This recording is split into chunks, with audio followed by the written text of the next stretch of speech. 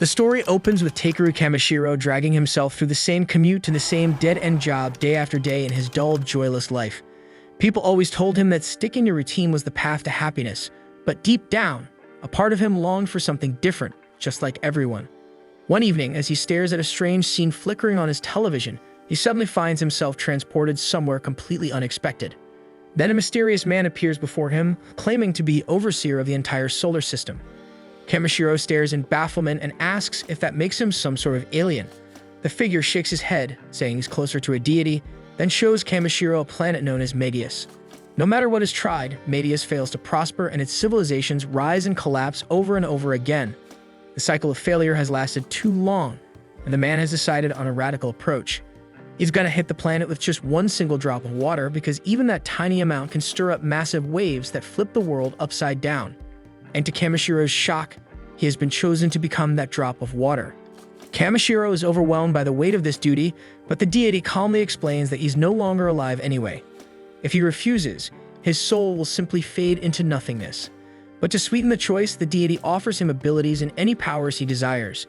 He starts by granting Kamishiro magic and an endless supply of mana, but then he stops and asks what else Kamishiro wants for himself. At once, Kamishiro's fear turns to excitement. Grinning, he declares that he wants a cute harem to join him on this journey. To his delight, the deity assures him that he'll meet them eventually, then continues stacking on more perks. He enhances Kamishiro's search skills, allows him to earn money by selling harvested materials, and gives him a special bag that can hold everything he gathers. He also grants him universal language comprehension, along with resistances to strengthen his defense. Before long, Kamishiro's form begins to fade, and his transfer is about to begin. The deity pauses, wondering aloud if he might have overloaded Kamishiro with too many blessings, but it's too late to undo them. Still, unease flickers across his face when he glimpses the partner Kamishiro is destined to meet, so he questions whether it will truly be alright. Kamishiro panics at his words, but there's no time left for answers, and the deity only tells him that everything will be fine, just before Kamishiro vanishes. A second later, Kamishiro opens his eyes in a brand new world, now inside a brand new body. He has no real clue what the hell he's meant to do, so he heads off to find a spot where people are. Before long, he comes across a village, but quickly realizes he won't be able to buy food without any cash. That's when he remembers the deity had boosted his search ability so he could track down materials to sell. Kamishiro tries activating the search magic, but nothing happens, leaving him disappointed. After a second thought, he realizes he was pronouncing it wrong because the moment he says it correctly, glowing symbols appear all around him. These markings highlight where materials are located, and when he says the word scan, more detailed information shows up. Thrilled with how useful the ability is, Kamishiro feels lucky when the very first item he picks up turns out to be ranked B. He then spends more time collecting everything that pops up under the ability, but most of them end up being junk. Almost all are marked as E rank, though one strange shiny rock catches his attention. It looks valuable because of how polished and bright it seems, only to reveal itself as an ant's poop. He's baffled why it gets ranked as a C, but still satisfied, since he learns the things he can sell are sorted by different marks, and his search skill points them out easily. With his bag now stuffed full, Kamishiro rushes off to the village, eager to see how much cash he can make. At the gate, the guard assumes he's a knight because of how ridiculously tall he is, but Kamishiro quickly explains he's just a material gatherer.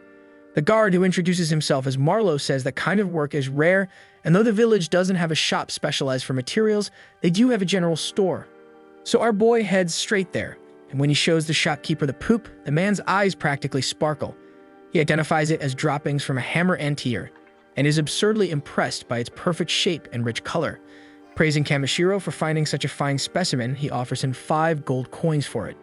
Kamishiro has no idea what that's worth, so the shop owner explains. A single night in the inn costs 500 raves, and 1 gold coin equals 1,000 raves. Kamishiro quickly calculates in his head and realizes the man's about to pay him the equivalent of 50,000 yen for literal crap. When Kamishiro accepts, the shopkeeper gets overly excited and even rubs the damn thing on his cheek like it's treasure, making Kamishiro stand there in disbelief that someone is cherishing a freaking ant poop. Kamishiro then lays out the rest of his haul, and the shopkeeper stares in disbelief that Kamishiro managed to gather everything on his own. He questions why someone would bring such valuable loot to a backwater shop, but Kamishiro casually replies that he just likes wandering around while collecting whatever he can find. Impressed by his talent, the man decides to ask a favor. He explains there's a vein of mithril hidden in the nearby mountains, and he wants Kamishiro to retrieve it. Kamishiro lives for adventure, so he agrees. The man then counts out 360,000 raves for the lot. Doing the math nearly knocks Kamishiro out cold, because that's about 3.6 million yen. But before letting him go, the merchant warns him that there are monsters in the mountains, but he's confident Kamishiro can handle himself. But before heading up there, Kamishiro spends the night at an inn where a young girl brings him a simple bowl of water. The cost is 30 raves, and Kamishiro is baffled when she explains it's for washing himself. Naturally, he'd prefer a bath, but he nearly loses it when she tells him there are no baths here at all. Sorcerers sometimes offer cleaning spells, but the town doesn't have any. Hearing the word magic sparks an idea in Kamishiro's head, so he pays for the water and sends the girl away.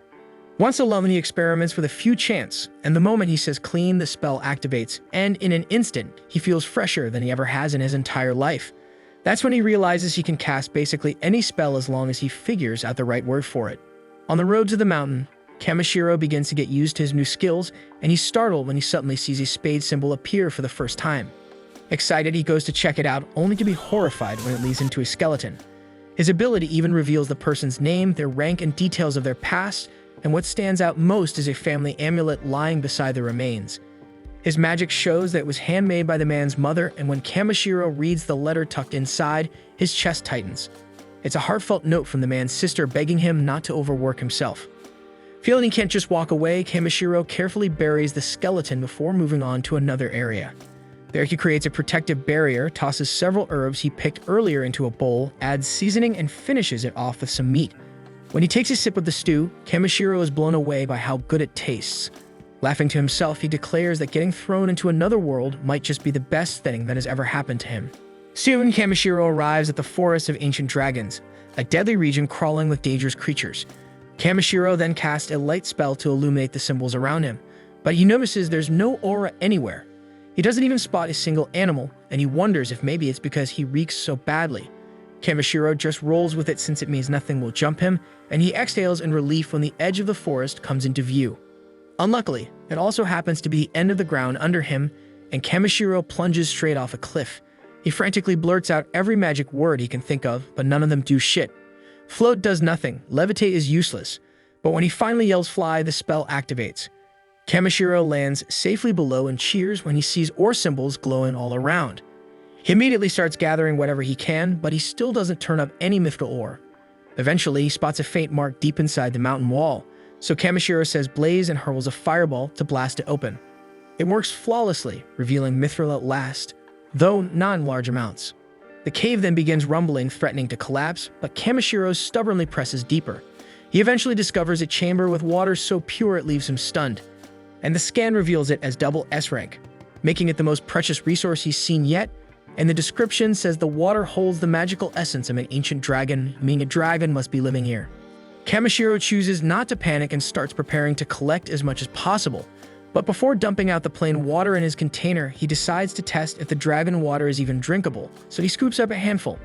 At that moment, a massive dragon bursts out of the pool, and he's pissed that Kamishiro hasn't acknowledged his presence. Kamishiro freezes in shock, while the dragon is equally shocked that Kamishiro managed to endure his oppressive aura. Panicking, Kamishiro quickly kneels on the ground and apologizes for barging into the dragon's home, and the beast respects his courage. Kamishiro introduces himself, stating plainly that he's human, but the dragon struggles to believe it. He explains that the mana radiating from Kamishiro was so overwhelming that it shook him awake from his deep sleep. Kamishiro doesn't get what the hell he's saying, but the dragon clarifies that the amount of mana pouring out of him could actually match his own or even exceed it. The ancient dragon calls himself Voldius, and he states that he has a favorite ask of him. Voldius recognizes the clean, raw power in Kamishiro, and it makes him believe that Kamishiro might be able to rouse his child. And naturally, the dragon isn't expecting him to do it for nothing, so he promises to hand over a heap of mithril ore in exchange. Voldius presents our guy with the egg that refuses to hatch, but Kamishiro has no idea what the hell he's supposed to do. So Voldius tells him to channel his mana into it the same way he produced his light. Kamishiro then speaks the word heat to warm it, but he panics when a freaking massive force erupts all around him. Something's obviously off, but Voldius bursts into laughter. Kamishiro's body begins to be dragged into the egg, and he thinks about how he only just reached this world, and he was hoping to see more of it before he died. Moments after, Kamishiro ends up in a weird place, and a voice calls him reckless.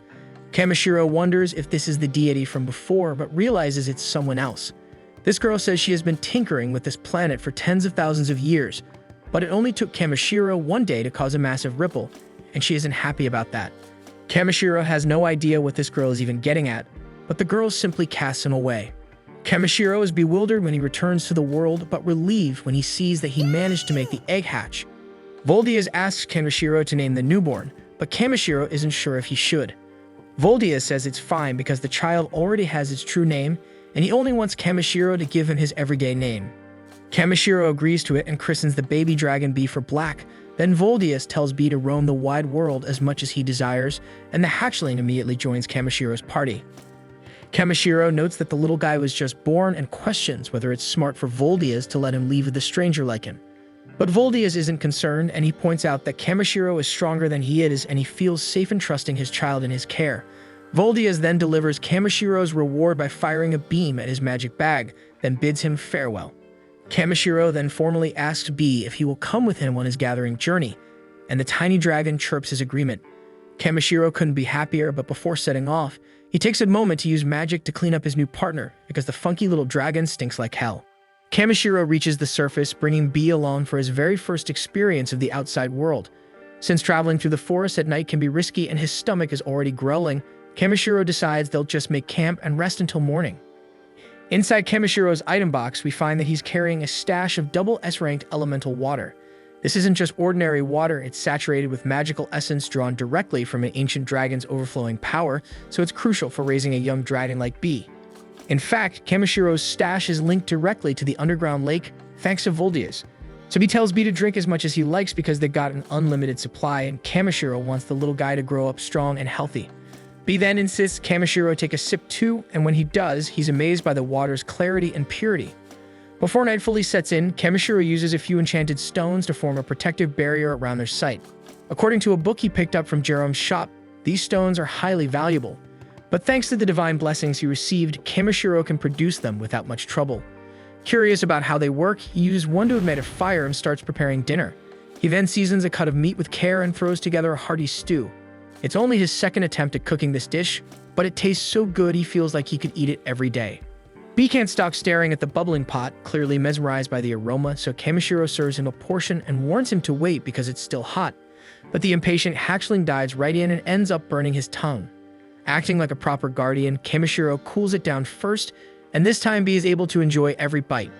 With a full belly, B winds down peacefully, and Kamishiro feels relieved knowing he can eat solid food too, because it means he won't be surviving on water alone, and Kamishiro can start trying new recipes for them to enjoy together.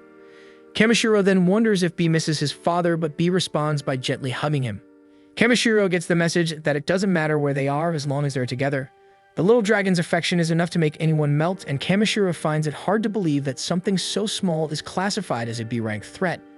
And that's not even mentioning B's wild skills and stats. Still, Kamishiro's not too focused on that because what matters is that B is still a child and children need direction and care. Switching into full parent mode, Kamishiro gently reminds B that even if he's stronger, that doesn't give him a free pass to act recklessly. He also mentions that Voldias would definitely be upset if anything happened to him, but B is already fast asleep. The following day, Kamishiro climbs his way back up the cliff he originally fell from and arrives at the same forest as before.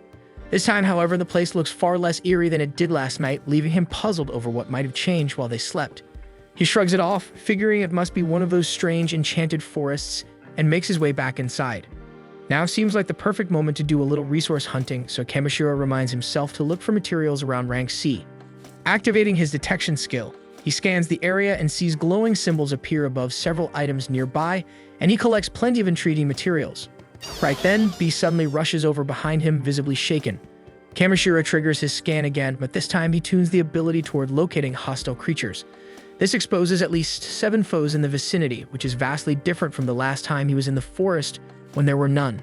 Back then, Kamishiro figured his stench had been keeping things away, so now he assumes the scent must have faded.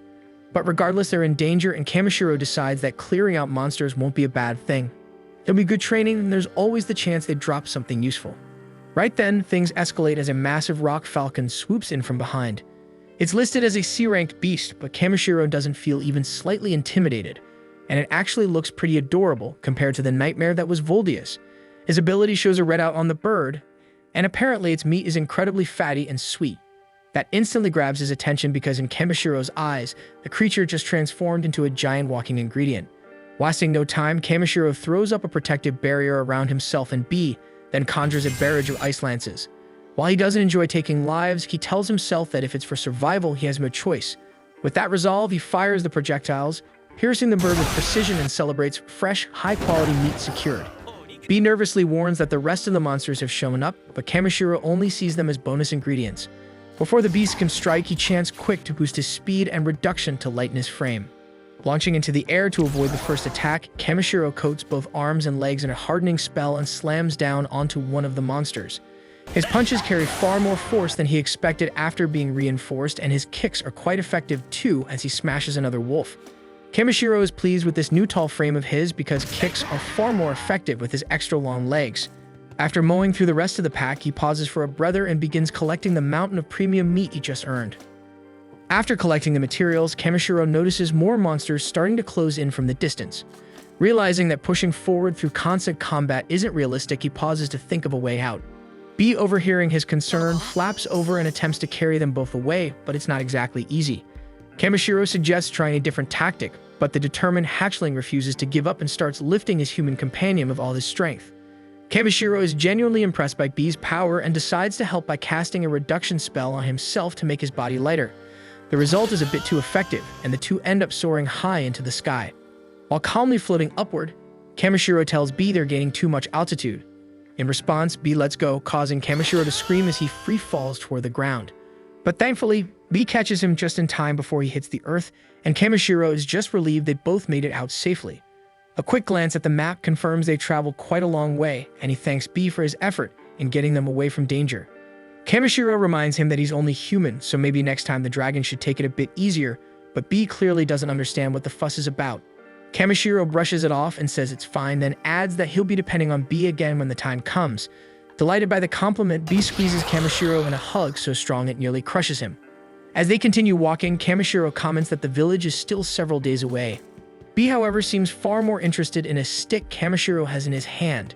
It's just a branch he picked up earlier, but when Kamishiro scans it with his ability, it's revealed to be from Yggdrasil, the mythical tree of legend and ranked at doublest grade. Right then, B seems to get an idea and starts breathing all over the branch. Kamishiro watches in confusion, unsure what the little guy is up to, until suddenly the branch begins to transform into a staff. Apparently, B's breath is saturated with mana, and by enveloping the branch with it, he triggered its hidden potential. Now Kamashiro's left holding a fully formed magical staff, and he's told everyone he's just a low-key material collector, so the thought of being spotted carrying something like this makes him uneasy. It looks awesome, but Kamashiro's not exactly trying to look like some flashy spellcaster. Suddenly, a distant growl echoes through the trees, prompting Kamishiro to warn B to stay close. The sound is intense, so whatever's out there doesn't seem friendly. But instead of backing down, B darts forward, and Kamishiro has no choice but to chase after him. B gestures towards something up ahead, and Kamishiro is startled to discover an elf lying injured on the ground. At first glance, it looks like she might have been attacked by some creature, but the girl quickly clarifies that's not the case. Her stomach lets out an earth-shaking rumble, and Kamishiro realizes this is the terrifying beast he was worried about. She explains that she hasn't had a single bite in 3 days, though what she truly needs is water. Kamishiro hands over the last of his clean drinking supply, and the elf gratefully tells him he's just saved her life. Her hunger isn't going anywhere though, and Kamishiro suddenly remembers the boxed meal the innkeeper packed for him. When he offers it, the elf accepts without hesitation, and Kamishiro quietly notes that she's nothing like the graceful, elegant elves he read about in books. A moment later, he grows concerned when she suddenly stops eating, but it turns out she's just overwhelmed by how good the food tastes. She looks like she's seeing stars, whispering that she's reached heaven, though Kamishiro casually mentions that it's probably just because she was starving. With over-the-top flair, she claims she's been brought back to life by the taste alone. Still, Kamishiro feels something is a little off. They aren't that far from town, and certainly not far enough to completely run out of supplies. She tries to explain it away, saying she left in a hurry, but that excuse doesn't quite sit right either because most travelers pack food just in case. The elf gets irritated with the interrogation, but before she can come up with another excuse, he's hit by a foul smell that derails the conversation completely. He always imagined elves would smell like blooming flowers and crisp peppermint, not like livestock shit. Deeply offended, the girl snaps back, saying it's not her fault because she's been roughing it outdoors for days. Still frustrated by the insult, she thanks Kamishiro for the help, then storms off before he can say anything else. Once she's gone, Kamishiro returns to gathering materials. And as they finally reach the edge of the woods, just as they step out, the two are thrilled to see a passing carriage approaching right on time. Kamishiro stares in awe as the carriage rolls into view, not pulled by a horse, but by a freaking unicorn. While majestic, unicorns are surprisingly common in this world and only considered an E-rank creature. The driver spots Kemishiro's staff and asks if he's a magician of some kind, but Kamishiro quickly clears that up, saying he's nothing more than a material collector and trader. The man is even more impressed by this, noting that someone who specializes in gathering is a rare find. Kamishiro didn't expect that kind of response and quietly admits to himself that he wouldn't exactly call himself a specialist. The driver kindly offers him a ride back to the village, but Kamishiro hesitates, pointing out that he's a tall guy and might not fit comfortably. Fortunately, there's ample space inside, and the family turns out to be very warm and welcoming. Ever since arriving in this world, Kamishiro has noticed that children seem drawn to him. Now that he's practically a parent himself, he doesn't mind it at all. He just hopes he isn't being a burden, but the man reassures him that the village lives by a simple code: help those in need. It's a value the whole family shares, and Kamishiro quietly admires the courage it must take for kids to travel with their parents in such risky territory. The children are incredibly sociable, so Kamishiro gently reminds them not to trust people too quickly. He jokes that he could have been a thief for all they knew, but the boy grins and says he never had a doubt. Their family carries a small bell that rings whenever someone dangerous is nearby. It's a clever little tool, and Kamishiro wonders if he might be able to craft something similar himself.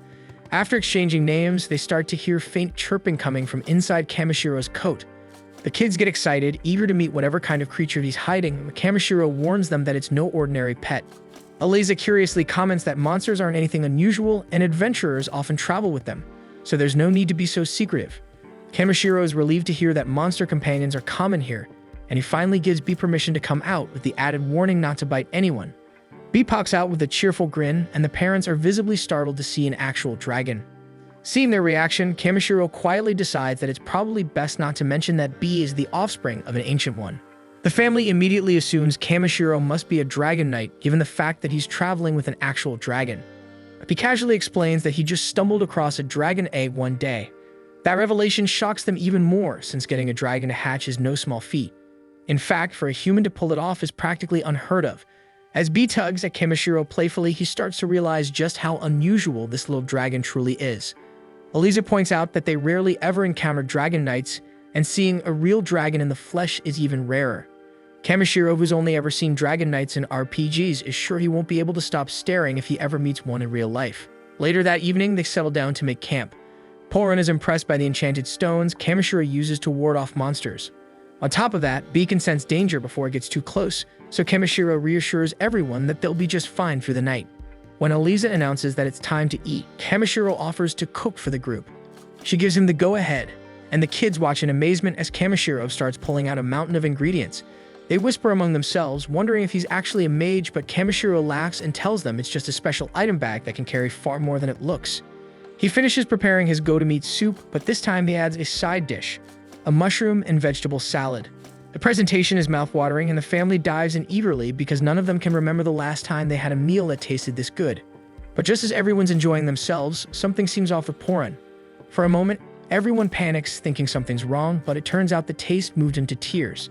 After so many days eating nothing but dry jerky, seeing his children eating real food again overwhelms him. Porin can't hold back the tears, and Kamishiro chuckles at how dramatic he's being. Porin loudly declares that Kamishiro must be a mage and crowns him the Wizard of Flavor. The name gets a big laugh out of everyone, and the cheerful mood carries over into the night as someone pulls out an instrument to play a light tune. The entire family joins in, and the night is filled with music and joy. The warmth of the evening makes Kamishiro reflect. He realizes how many things he's missed out on. Sitting down to eat with others, laughing together, and enjoying the moment, it's a completely different feeling from eating alone in silence. For the first time since arriving in this world, Kamishiro feels a genuine laugh escape his chest. As night falls and everyone begins to sleep, Kamishiro says goodnight to Bee and peacefully gazes up at the stars above. The following day, Takeru wakes up early and starts cleaning his scissors to pass the time until it's time to move out. Porin lets him know they'll hit the road after breakfast, but Takeru brings up a small request. He's never had the chance to drive a carriage before, so he asks Porin if he can give it a shot. Porin doesn't see a problem with it and hands over the reins without hesitation. Not long after, they reach the village. Takeru hops down from the carriage and Porin thanks him for sharing his meals. But Takeru insists he's the one who should be grateful. After all, he didn't have to walk the whole way back by himself. With that, Poran and his group ride off, and as they disappear into the distance, Marlowe watches them go and quietly remarking that spring must finally be here. Takeru raises an eyebrow at the comment and asks what he means, so Marlowe explains that Poran is a weaver by trade. Every year he travels south to warmer lands for work, and the trip is always hard on his family. Since he can't hunt during those journeys, they barely get by on scraps, which explains why he was so thrilled to try Takeru's cooking. Realizing what Poran goes through, Takeru starts to feel lucky because his ability to collect ingredients and materials has made things much easier for him. Later that day, Takeru visits Jerome's shop to hand over the materials he had been tasked with collecting.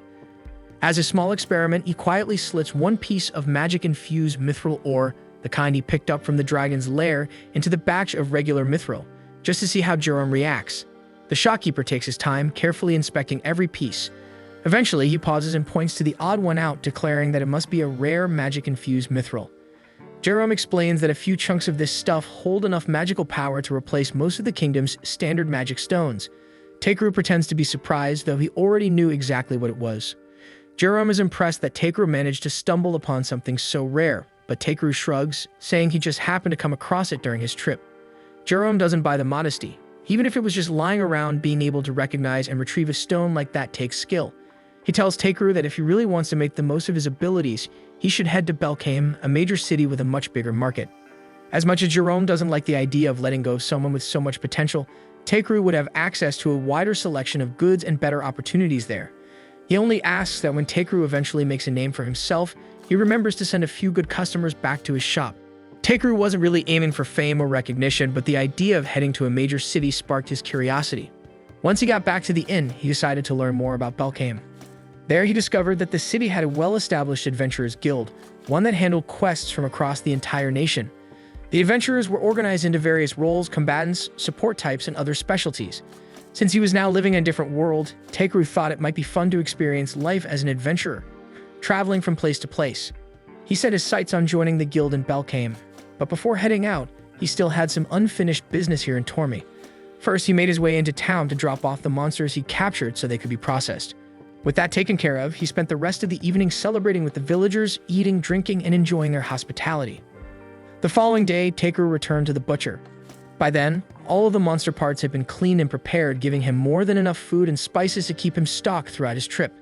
The woman behind the counter said the village would feel a little emptier without him, and that a lot of locals had been hoping he might stick around longer. Takeru admitted he'd missed the place too, but there were still so many places he wanted to see and so many people left to meet.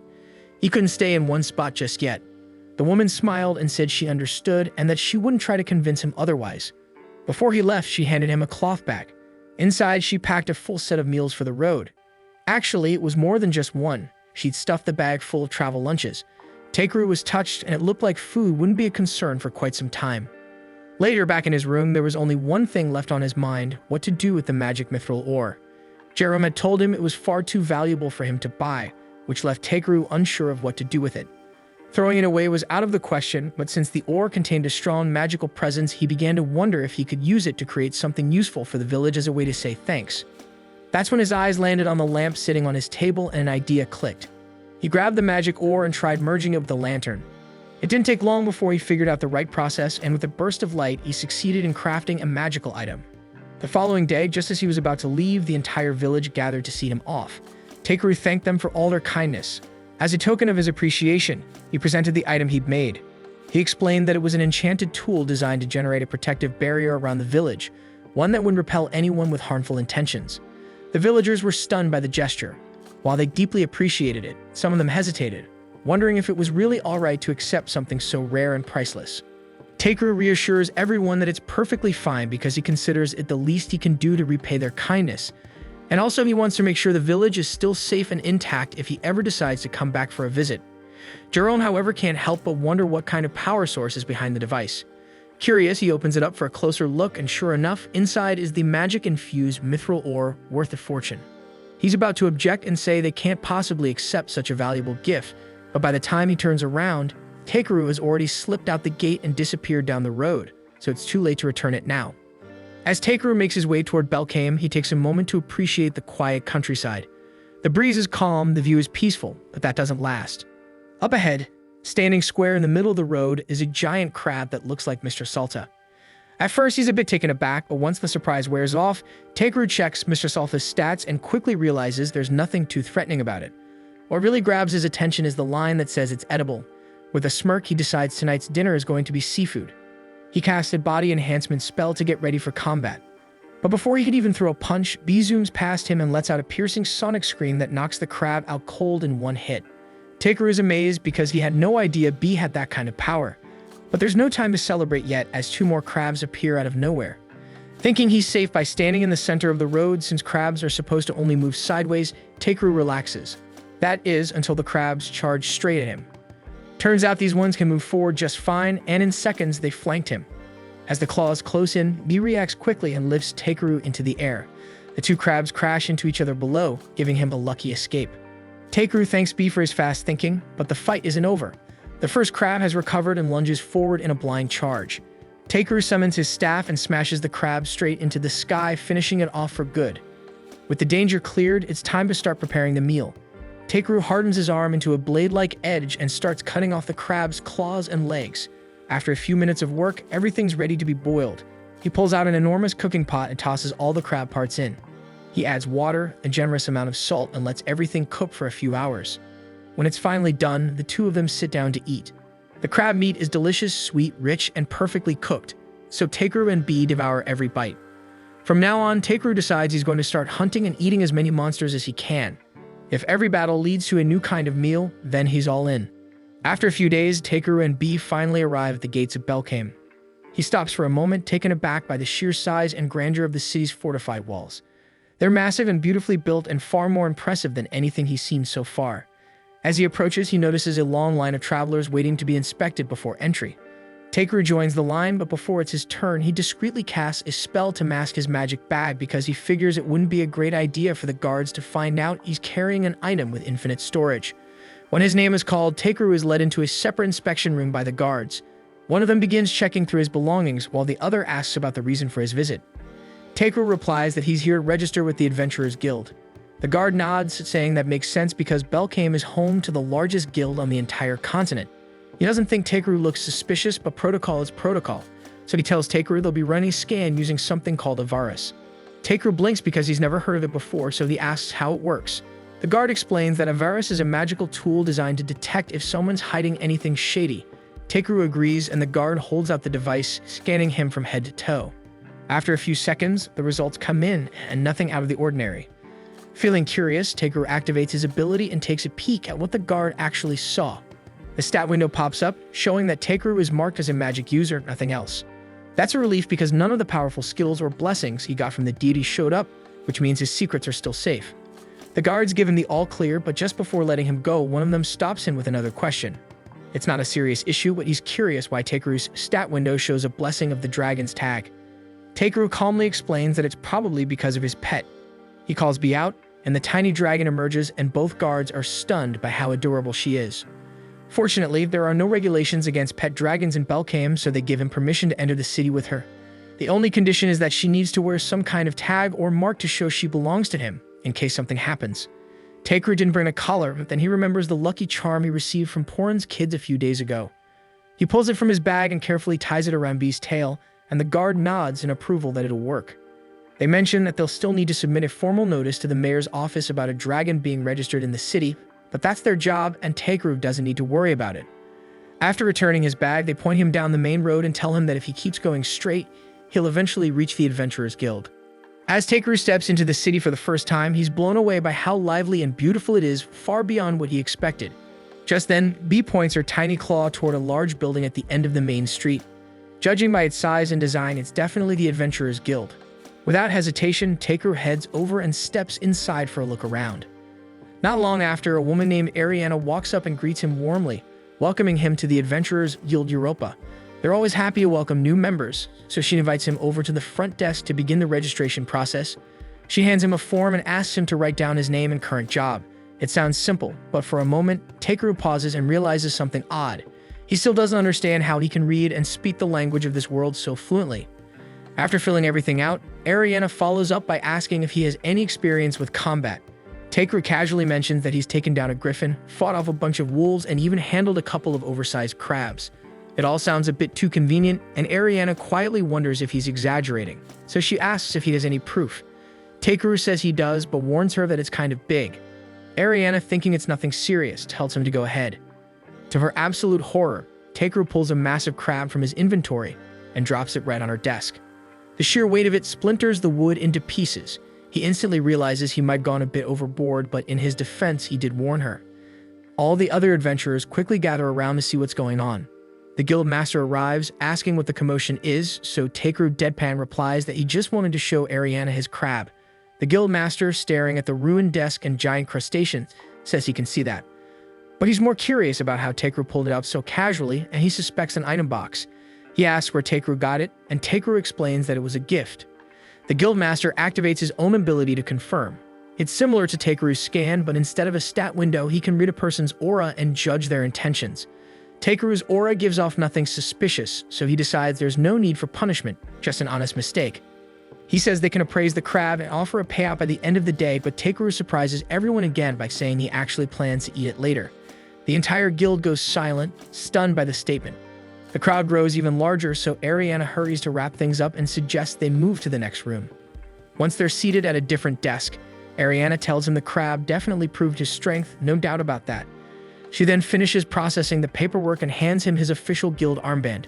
She admits that someone of his caliber should probably be starting at a much higher rank, but guild rules are strict, and every newcomer starts at F rank. That said, with skills like his, she expects him to move up fast.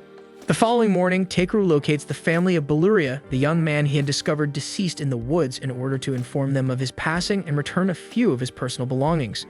Beluria's family is heartbroken, especially since they had warned him not to go adventuring, but he was determined to do so to afford medicine for his ailing father. Takeru can clearly see that the father is still gravely ill, and feeling the weight of their loss, he wants to find a way to support them. Later, he visits the guild to sell a collection of herbs, and the clerk is visibly impressed by the sheer size and quality of the mushrooms and leaves he's brought in. Right then, Ariana shows up looking for Takeru, and it seems he's gained a strong reputation around town lately, as several new job postings have specifically requested him by name. Takeru is glad to know that people hold him in such high regard, but with limited time, he explains to her that he'll only accept a few tasks for now. Following that, Takeru heads to the bathhouse for a long, soothing soak, and a short while later, Clay arrives and takes the spot directly beside him. Takeru is caught off guard by his appearance, since Clay usually doesn't show up around this time, but he mentions that rain's on the way, so he wanted to bathe early. While they're there, Clay brings up a question and asks if Takeru knows how to use healing magic, since there's been talk that he treated a sick man in the slums free of charge not long ago. Takeru confirms it's true, and Clay is genuinely shocked to hear it, considering that most healers ask for a hefty payment. As Takeru reflects on it, he begins to wonder whether the healers who do charge might hold a grudge against him for upsetting their business, but the fact that this is his only concern makes Clay chuckle. He then urges Takeru to take the official rank assessment so he can move up in rank, but Takeru replies that he's content with how things are and has no real desire to climb any higher. Clay recognizes that Takeru has a laid-back nature, but still cautions him that maintaining such a low profile could eventually attract the wrong kind of attention. As he gets up to leave, he advises Takeru to gain a better understanding of how the world operates. Later, Takeru returns to the guild with another batch of herbs, and the clerk sincerely thanks him for his consistent effort, though he once again wishes Takeru would pursue a higher rank, one that would be easily attainable for someone of his skill. Takeru, however, repeats that he's content right where he is and has no plans to rise beyond F rank. Right then, a sudden uproar erupts inside the guild as news breaks that a large horde of goblins has been sighted near the city. The guild master immediately issues a directive for all adventurers ranked D and above to prepare for combat. He then turns to the receptionist and inquires if any A-rank adventurers are available to participate in the operation, but unluckily most have already departed on various missions, leaving only one A-ranker in town, and it's Clay. The guild master breathes a sigh of relief, knowing they'll at least have the support of the Honorable Dragon King, so he instructs Muesli to go and notify Clay of the situation immediately. Takeru watches all of this unfold, and while he could probably wipe out the entire goblin force without breaking a sweat, he's only an F rank, so technically, there's no obligation for him to get involved, and honestly, he doesn't care to. Yet the guildmaster isn't fooled by Takeru's act, and he calls him out directly, making it clear that he's joining the mission whether he likes it or not. Not long after, once all the adventurers are assembled, the guildmaster outlines the details of the upcoming operation. The front lines are expected to form along the southwestern Stavlaw plains, and from there, the goblins will likely push toward Belkheim. To prevent any breach of the city walls, the plan is to intercept the horde at the Zalwis River before they get any closer. The adventurers appear fired up and eager to protect the city, though Takeru, for his part, would rather be anywhere else. Right then, two nearby adventurers notice that Takeru is listed as F rank and question why someone so low-ranked would be allowed to take part in an operation like this. At that moment, the guild master returns and admits he's not entirely sure either, and he just knows that his staff won't stop talking about how amazing Takeru is, so he figured it might be worth bringing him along. He acknowledges that he can't officially compel an F rank to join a combat operation, and doing so would put the Union on his back, but there's no rule against asking one to collect valuable monster materials in the field. With that, the guild master walks away, and Muesli approaches to apologize to Takeru. She's just as confused as he is about why the guild master would drag an F rank into a battle, but yet she promises to do her best to support him out there. Takeru isn't sure what she means, so Muesli clarifies that she knows a bit of healing magic and will be assisting as a field medic. Takeru understands why she'd be brought along, but as he looks at how excited she is to charge into what could easily be a bloodbath, something in his gut tells him this mission is going to go sideways fast. Not long after, Takeru and Muesli arrive at the rear outpost, and the instant they get there, she gets startled by a bird and instinctively latches onto Takeru's arm. He politely asks her if she could let go, but Muesli is far too shaken to loosen her hand. She keeps insisting that she's not scared in the slightest, but Takeru is not buying it. He points out that they're stationed at a rear outpost well away from the actual battlefield, so the likelihood of her encountering any real monsters is minimal. He reassures her there's absolutely nothing wrong with feeling scared. After all, even the bravest warriors feel fear sometimes, so what matters is doing your best with whatever strength you've got. Moved by Takeru's words, Muesli brightens up, promises to give it her all, and dashes off toward one of the nearby tents. Just then, Clay steps out and can't help but laugh at how Takeru just gave an encouraging speech about courage when he himself was doing everything he could to dodge the battlefield earlier. Takeru acknowledges the irony in that, but explains that he simply prefers not to get involved in trouble unless absolutely necessary. And speaking of staying out of fights, Takeru was surprised to see Clay lingering at the rear base because he expected him to be out front with the others. Clay admits that some old wounds have started acting up and his body isn't holding up the way it used to. Takeru asks if he's referring to the scars he noticed on his back at the bathhouse. Clay tenses up for a second, expecting Takeru to judge him for carrying such disgraceful marks, but Takeru seems unfazed. Clay explains that scars on a warrior's back are seen as a stain on one's pride, and they suggest you were injured while fleeing from a fight. But Takeru doesn't view it that way, and he can tell those wounds were earned protecting someone. And the fact that he was badly injured yet still survived is something to be proud of, not ashamed of. Right then, a deep rumble echoes in the distance, the unmistakable sound of hundreds of footsteps drawing near. Clay immediately realizes that the guildmaster's frontline defenses must have been compromised and that the enemy is closing in fast, so he grabs a spear and tells Takeru he's heading out to intercept them. And even though his old injuries are flaring up again, Clay firmly declares that he'll defend Takeru no matter what, even if it costs him everything. Takeru tries to stop him, insisting it's not necessary, but Clay is already charging into battle. Takeru then glances over at the tent and spots Muesli in the middle of healing a wounded adventurer. Watching her push through her fear and continue helping others, even with the threat of the enemy closing in, makes him feel guilty for trying to take the easy way out. Right then and there, he resolves to do everything in his power to ensure everyone makes it home alive. He casts a protective barrier around the outpost to shield Muesli and the other healers from harm, and then heads out toward the front lines to face the goblins himself. Out on the battlefield, the adventurers are doing everything they can to hold the goblin forces back, but at this pace it's only a matter of time before the goblins break through and invade the city. Suddenly, Takeru charges onto the field and punches one of the goblins with such force that it gets launched straight into a big rock. It honestly unsettles Takeru to be fighting against humanoid creatures, but he doesn't have time to dwell on the morality of it, so he calls on B to handle the rest. B takes to the skies and unleashes a lightning spell, frying every goblin in the area in one powerful blast. With the threat neutralized for now, Takeru rushes over to check on the others and asks what happened. Diego explains that their formation had been holding strong at first, but the situation turned the moment a high-ranking goblin surgeon appeared. From there, everything started falling apart, but luckily Clay arrived just in time and managed to drive the goblin surgeon away. But in the chaos that followed, the group became separated from him, and now they have no idea where he is or if he's even still alive. Takeru immediately goes off to look for Clay, and near the edge of the forest, we finally find him, but barely standing and locked in a desperate fight against a swarm of goblins. Clay manages to take out a few using his spear, but the pain from his old injuries is flaring up badly, and it eventually brings him to his knees. The goblins seize the opening and rush him from behind. But before they can strike, Takeru arrives just in time and electrocutes them on the spot, saving Clay's life. Clay is stunned to see Takeru and yells at him to leave, insisting that it's far too dangerous to be here. But Takeru quickly points out that Clay's the one suffering from a serious injury and shouldn't be pushing himself this hard. Right then, the two hear the ominous footsteps of the goblin surgeon drawing near. It suddenly charges at them, but both manage to leap aside just in time.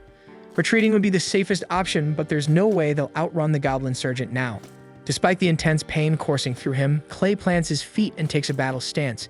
He says he'll hold the goblin off long enough for Takeru to escape because no matter what, he refuses to let his friend die out here. Takeru is genuinely moved by Clay's determination, so he suddenly asks if those scars on his back carry any emotional significance. Clay thinks it's a strange question to ask in the middle of a battle, but replies that the scars only serve as a painful reminder of his past failures, so he hates them with every fiber of his being. Takeru takes that as a sign that he wouldn't mind if they were erased, and before Clay has the chance to ask what he means, Takeru pulls out a vial of Voldius' enchanted water and splashes it onto him. He then casts full-body healing magic over Clay, intending to erase the scars completely. However, it ends up triggering an unexpected side effect because while the scars do disappear, it also causes Clay to evolve, turning his body pitch black. Neither of them has a clue what just happened. Clay is stunned by the transformation, but the pain from his old wounds has vanished, and he suddenly feels stronger, far beyond what he thought possible. Driven by adrenaline and curiosity, he charges at the goblins to test his new strength. And within seconds, he annihilates the entire enemy horde effortlessly without even breaking a sweat. At night, Clay visits Takeru's room and he's reverted back to his usual appearance, but he can still feel a powerful energy simmering inside him. He demands to know what exactly Takeru did to him earlier, so Takeru casually explains that he used some ancient dragon magic water as a catalyst and followed it up with healing magic. Clay stares at him baffled and asks how in the world he even knows an ancient dragon. Takeru reveals that Voldius is actually B's father, so technically, B is an ancient dragon too. Clay sits down, overwhelmed by what he's just heard. He's deeply thankful for what Takeru did for him. But it's clear that no ordinary person could pull off something like that, so he looks Takeru straight in the eye and asks who he really is. Takeru hesitates for a moment, realizing he may have revealed a bit too much, but then again, no one ever told him he had to keep it secret, and Clay's someone he trusts. So he decides to be honest and tells Clay that he's not from this world. Clay freezes, unsure if Takeru is being serious or joking. Takeru sits him down and walks him through the entire story, his reincarnation, his journey, and everything in between. Clay finds it almost too absurd to be true, but considering all the supernatural things Takeru's done so far, it actually starts to make a weird kind of sense. He promises to keep Takeru's origins secret, but warns him to be more careful in the future, because casually modifying someone's body isn't exactly a minor thing. The following day, we see Takeru accompanied by a young woman named Ribble, who happens to be the one managing the shop. He asks if she happens to have any gatherer scissors in stock, as his current pair is worn down, but she unfortunately informs him that she doesn't carry those. However, she does know a highly skilled blacksmith who could craft a new pair for him, though in return he'll need someone to collect specific materials first. Takeru expresses interest in hearing the job details, so Ribble starts guiding him toward her boss's workshop. As they make their way through the halls, Takeru catches sight of several blacksmiths working diligently in the forge. He's clearly impressed by their craftsmanship, and Ribble agrees wholeheartedly, admitting it's why she dreams of becoming a skilled blacksmith herself and forging a legendary blade worthy of a hero someday.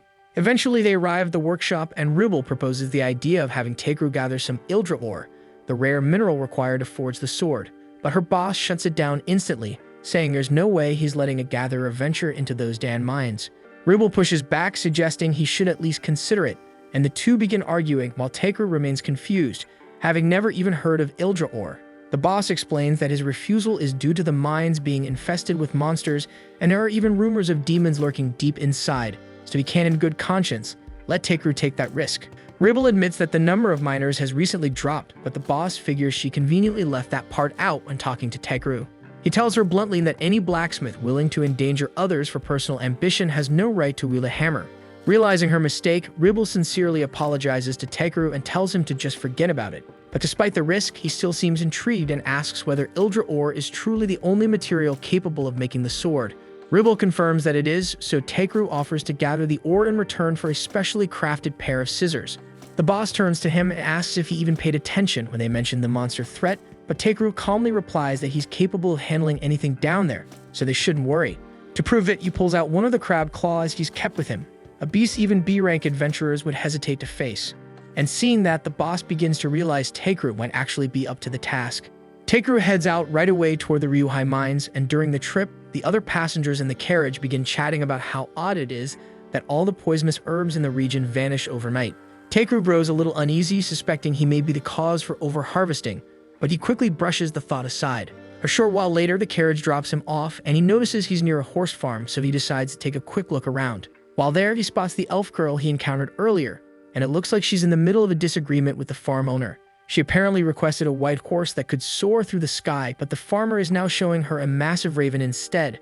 The farmer explains that in this area, the word horse is used more as a general term than a literal one. Basically, anything that can carry cargo qualifies as a horse, whether it's an actual horse or a freaking giant bird. Realizing the misunderstanding was her fault for not being more specific, the elf apologizes for causing a scene. The farmer assures her it's not a big issue, but if what she truly wants is a white Pegasus, then her best bet would be to look in the Dwarven Kingdom. Without any hesitation or preparation, she immediately sets out in that direction. Meanwhile, Takeru resumes his journey, and as he walks through the forest, he notices the area is full of valuable plant ingredients. He even stumbles upon a patch of moongrass and takes a few minutes to collect some. But just as he's about to leave, he hears a familiar low growl coming from nearby. When he goes to investigate, he finds the same elf girl from earlier slumped against a tree, once again on the brink of starvation. He quickly gives her some food and water, which she gratefully accepts. She then extends her hand to thank him with a handshake, but she still reeks terribly, and Takeru decides he's had enough of the damn stench, so he casts clean on her to freshen her up. She introduces herself as Vereda Brolite and sincerely thanks him for helping her now and for what he did before. Takeru tells her there's no need for thanks and turns to leave, but Brolite stops him, saying she wants to repay his kindness.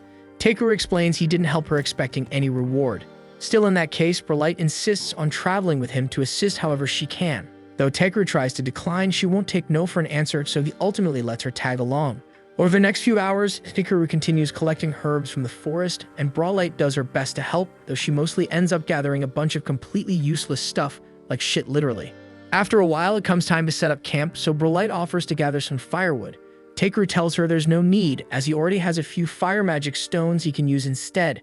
Brolite points out that it's important to leave signs of a real campfire in places like this because it helps let other travelers know the spot is safe to rest. Takeru admits she makes a valid point, so Brolite disappears into the woods, and not long after, she returns carrying a massive log slung over her shoulder. Takeru tells her they can't exactly burn something that large for firewood, but Brolite simply replies that she's not finished yet. Without hesitation, she tosses the log into the air, draws her blades, and slices it into dozens of smaller pieces in a single swift motion. Takeru is genuinely impressed, not just by her technique, but also by the fact that her weapons are A rank, which is a first for him to see up close. Later that night, Takeru prepares a pot of soup, and the moment Brolite tastes it, she's completely stunned because she's never had anything so delicious before. As they enjoy their meal, she asks if he's heading to the Dwarf Kingdom too, so Takeru replies that he's on a mission to gather Ildra ore from the Ryuhai mines located there. And as for Brolite, she explains that she's on a quest to find a white Pegasus because it's her sister's biggest wish to see one, and she's determined to make that happen. That being said, she's just enjoyed another delicious dinner thanks to him, which means her debt has grown even more, and she insists she must repay him. So Takeru asks if he can hire her as a bodyguard, since there's still a lot about adventuring he's unfamiliar with. Brolite gladly accepts, saying she'd be more than happy to protect him. And for the first time, Takeru realizes that when she's not half-starved or collapsing from exhaustion, Brolite actually looks quite beautiful. Unfortunately, he doesn't get much sleep that night because both Bee and Brolite snore incredibly loudly, making it nearly impossible to rest. The next morning, they continue on their journey until they spot the Dwarven Kingdom just across the river. Once they arrive, they head straight to a nearby tavern to enjoy some of the local cuisine. They're served a dish of roasted meat wrapped in jupes, a Dwarven specialty. Takeru tries it and instantly falls in love with the taste, and Brolite agrees it's just as good as her friend described. Curious, Takeru asks what kind of friend she's referring to, and she explains that it was a lizardman she once knew. He laughs, saying what a coincidence that is because he also knows a lizardman, and coincidentally, he's been sitting right behind them this entire time. Takeru is caught off guard to see Clay here, and Clay immediately asks why Takeru left town without giving him any prior notice.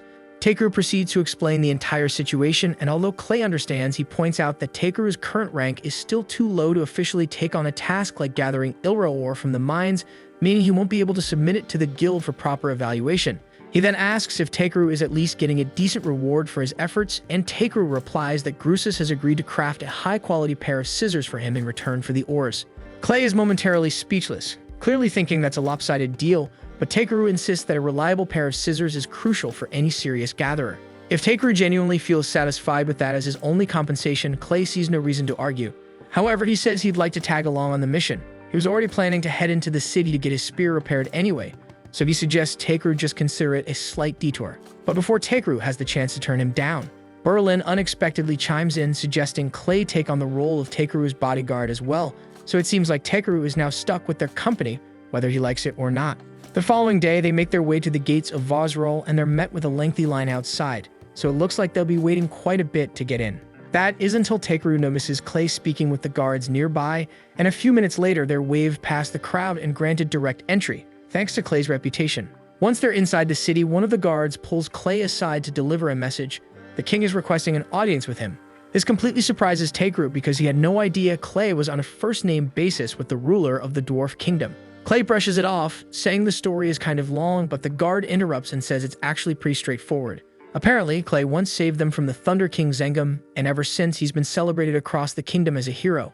Clay, however, insists he didn't actually do much. The dwarves are master craftsmen when it comes to forging weapons, but unfortunately, they weren't able to wield them effectively to defend themselves, which left them vulnerable to being enslaved by a demon. Then one day, Clay just happened to be passing through, and as soon as the demon saw him, it turned and fled without a fight. That moment alone was enough for the dwarves to declare him their savior. They even went as far as erecting a statue in his honor, though apparently sculpting isn't their strong suit, because the final result looks more like a freaking T-Rex than Clay himself. A short time later, Clay and the others make their way to the castle to meet with King Zorwadin. As soon as they arrive, Clay immediately demands to know who thought it was a good idea to make a statue of him that looks like that. Zorwadin replies with a laugh, saying he just thought it looked cool that way. Takeru quickly picks up on the fact that Clay and Zorwadin seem to have a close relationship, but he needs to cut into their banter because there's something important he has to deliver to the king. A letter of introduction from Grusas, essentially requesting permission for Takeru to enter the mines. The king says that under normal circumstances he wouldn't have an issue with it, but a few months ago the mine became infested with an alarming number of demons, so he's concerned for Takeru's safety. He asks if Takeru is truly willing to proceed despite knowing the risks, and Takeru assures him that he is, so the king grants them permission to go in and investigate what's causing the sudden demon presence.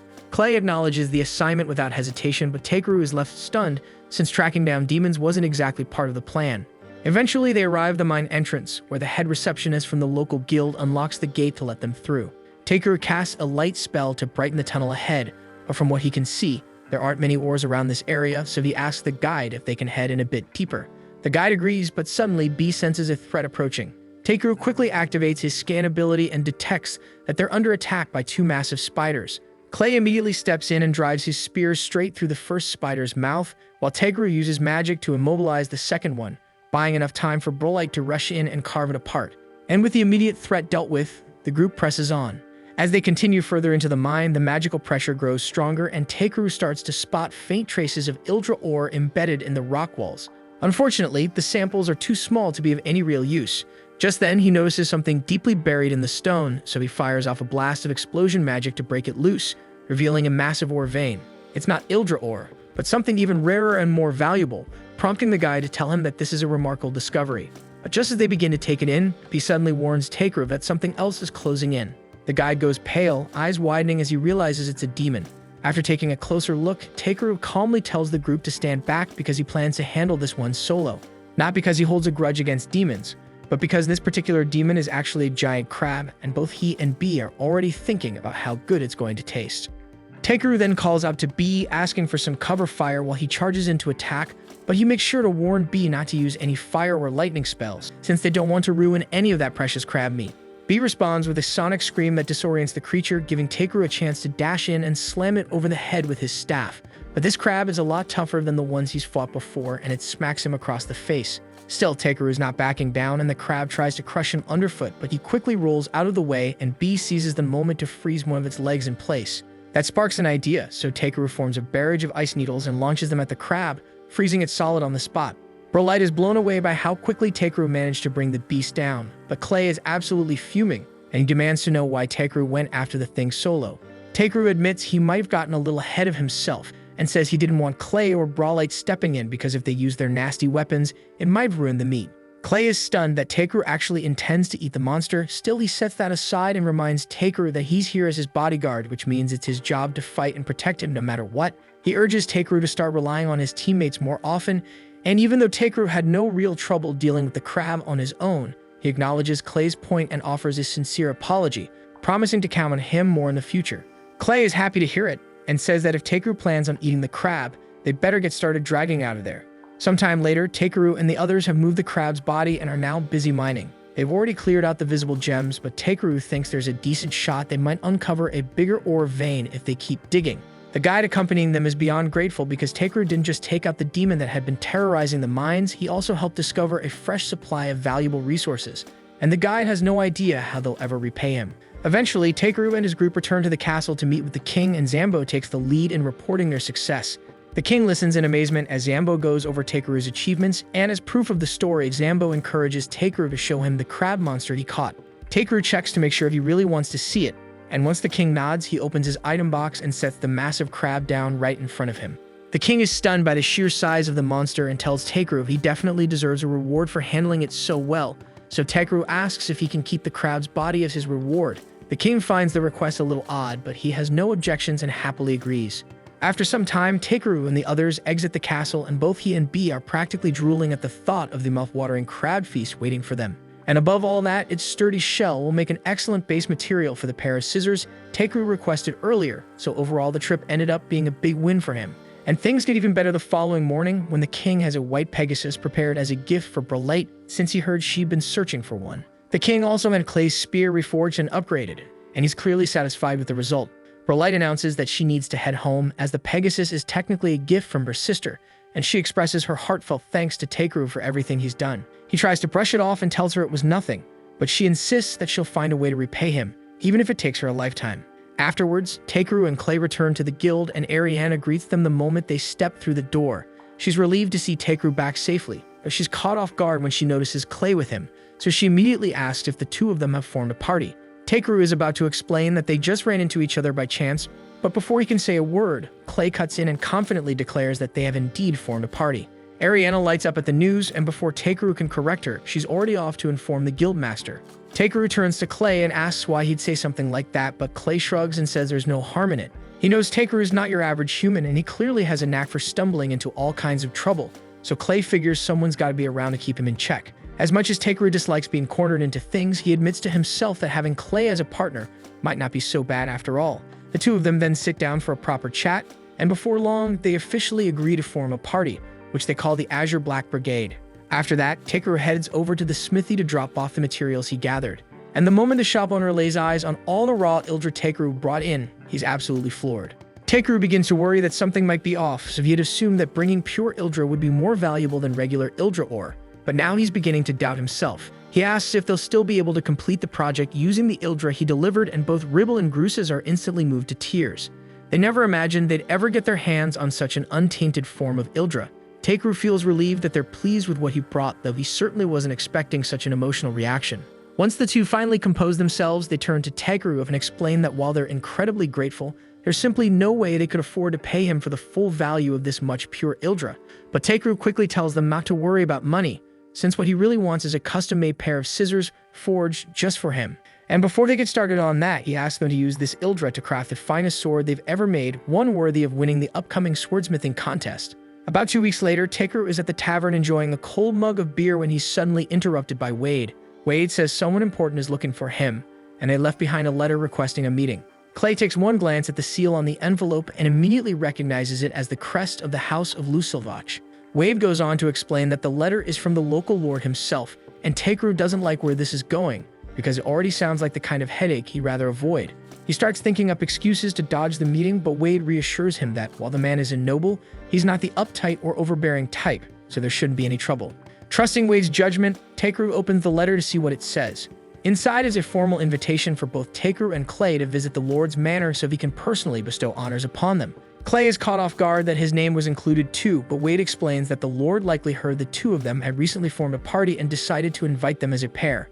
While the idea of being honored sounds nice on the surface, Takeru has a feeling this whole ceremony is just a convenient excuse to get him to show up. Clay agrees, suggesting that the real reason for the invitation might be B. Since baby dragons are extremely rare, the Lord probably just wants to lay eyes on one. That idea sets Takeru on edge, and he doesn't want to risk someone trying to take B away from him. But Wade assures him that the Lord wouldn't pull anything like that, and more importantly, he doesn't even have the authority to claim someone's pet. Takeru's still a bit uneasy, but after thinking it over, he decides to go, so he and Clay hop into the noble's carriage and head toward the manor for the meeting. As they head toward the manor, Takeru starts to notice that a lot of people are staring, but Clay tells him that's perfectly normal. After all, it's not every day someone gets summoned to the Lord's estate. Takeru asks why that is, and Clay explains that if the Lord chooses to back you, your entire career as an adventurer can shift dramatically for the better, so it's something almost every adventurer dreams about. Once they arrive, Takeru is struck by how massive and elegant the manor is. At the front entrance, they're greeted by Raymond, the head butler of the estate.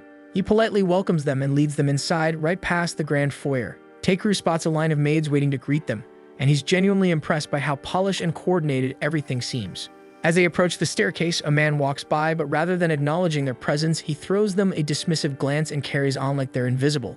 Takeru brushes it off because he's not easily rattled by rude behavior, but just a moment later, a young girl suddenly darts down the stairs and starts demanding that he hand over B, saying she wants him for herself. Takeru coolly replies that there's no chance of that happening, and the girl looks stunned, like no one's ever told her no before. She begins lecturing him about how dragons are noble creatures and that, as such, only someone like her should be allowed to own one. But she's clearly reciting something she was told to memorize.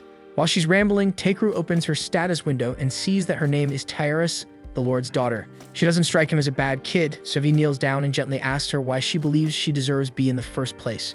Tyrus becomes slightly flustered and admits that Bernard told her all adventurers are beneath nobles, and that if you give them an order, they have no choice but to follow. That explains a lot, and it's clear Bernard has been filling her head with nonsense. But Takeru doesn't have a clue who that guy is. For now, he calmly tells Tyrus that B isn't just a pet, he's part of his family, and there's nothing in the world that would convince him to give him up. When Tyrus hears him say that, something clicks. She finally understands that asking Takeru to give away B is like someone demanding she give up her own family, and she knows she could never do something like that. Curious, Takeru asks why she wanted a dragon so badly in the first place. Tyrus quietly explains that she hoped to show one to her mother, because it's one of her mother's deepest wishes, but just thinking about it fills her with sadness. At that moment, a man approaches, notices the gloomy look on Tyrus's face, and gently asks her, "What's the matter, baby girl?" Tyrus turns toward him and calls him daddy, so Takeru quickly realizes this must be the Lord, and he's honestly taken by surprise since he'd been imagining some bald, chubby old guy instead. The man gives his name as Belmonent, and once they sit down together for tea with Takeru and Clay, he offers an apology for his daughter's earlier rude attitude. Takeru waves it off and says it's no big deal, and Clay then asks Belmonent why he called them there, so the Lord explains that it concerns his wife Muleteria. He continues explaining that his wife has been confined to bed for the past 6 months, and that he recently heard stories about Takeru curing a weak, near-death man in a single night, so he began to hope that Takeru might be able to help her using that same power. Takeru knows his magic is potent enough to fix most illnesses, but the last time he pushed it that far, Clay ended up evolving, so he's nervous about what might happen if he uses it on Muleteria. Belmonent goes on saying that the reason Tyrus wanted Takeru's dragon is that in a few days she has to return to her academy in the royal capital, and she thought that if she left a cute little creature beside her mother, it might cheer her up. She might get carried away sometimes, but at heart she's a kind girl, and this whole story brings both Clay and B to tears, so Takeru finally agrees to help, even though he's still scared it might cause problems for him later.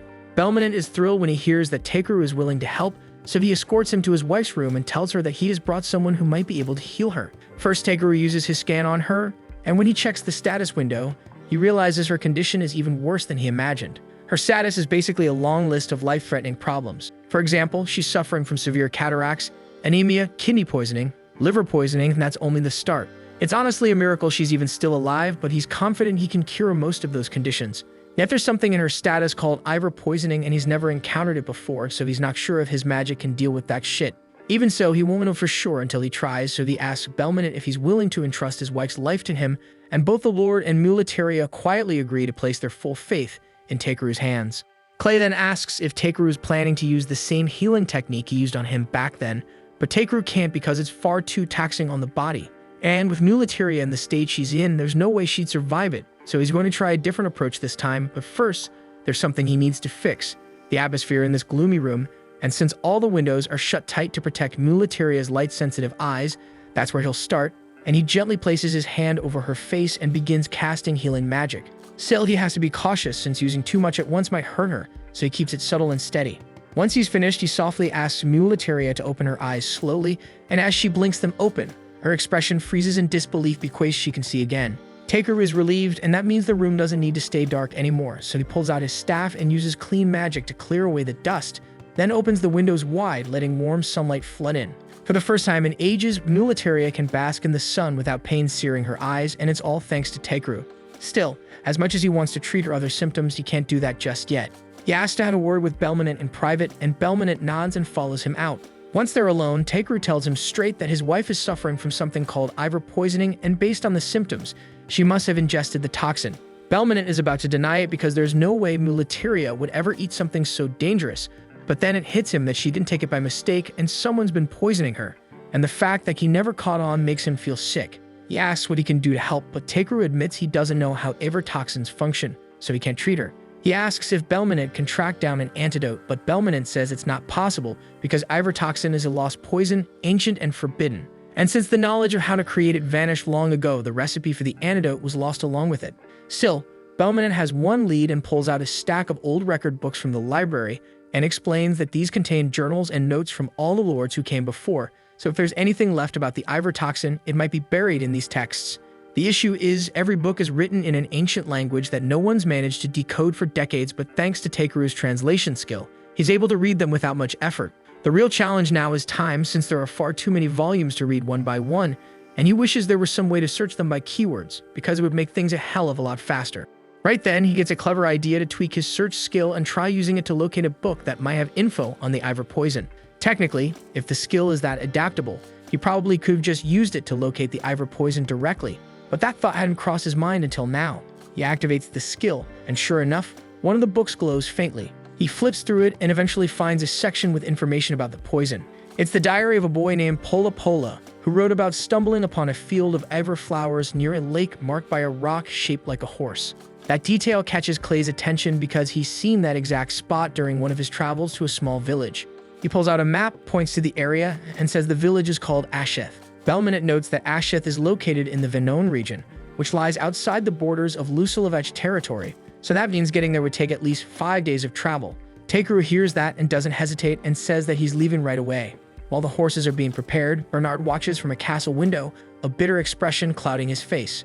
Meanwhile, Takeru stands near one of the castle walls, carefully placing a few magic crystals on the ground. Belminant walks up and asks what he's doing, and Takeru explains that he's just setting up a safeguard, just in case someone decides to target Mulitaria while he's away.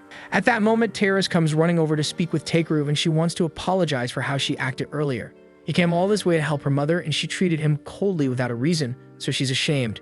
But Takeru reassures her that what matters is that she recognized her mistake and chose to correct it, and that alone is a rare and valuable trait.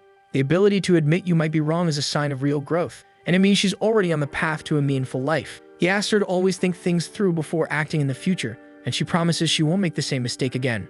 Before he goes, there's one more thing he wants to tell her. He warns Tierras that while he's gone, someone might try to twist things, saying that he's the enemy or that he's deceiving her. If that happens, he asks her not to give any immediate answers. Instead, she should go straight to her father and talk things through first, and Tierras promises to remember that. With that, Takeru and Clay set out, and to make the long journey as fast as possible, he casts speed-enhancing magic on the horses. During the following days, Takeru and Clay make their way toward the village of Asheth, but when they finally arrive, they don't find a village, they find a lifeless wasteland. Clay remembers this place as a thriving farming settlement, but now it looks like the land hasn't seen rain in ages. Takeru starts to worry that the lake they're searching for may have already dried up. Clay, however, thinks that's unlikely because lakes don't usually vanish that quickly, but when they finally reach it, they see that while the water hasn't dried up, it definitely isn't normal, and the surface looks cloudy and strange. Takeru inspects it closely and realizes it's been contaminated, and whoever did it didn't do it by accident.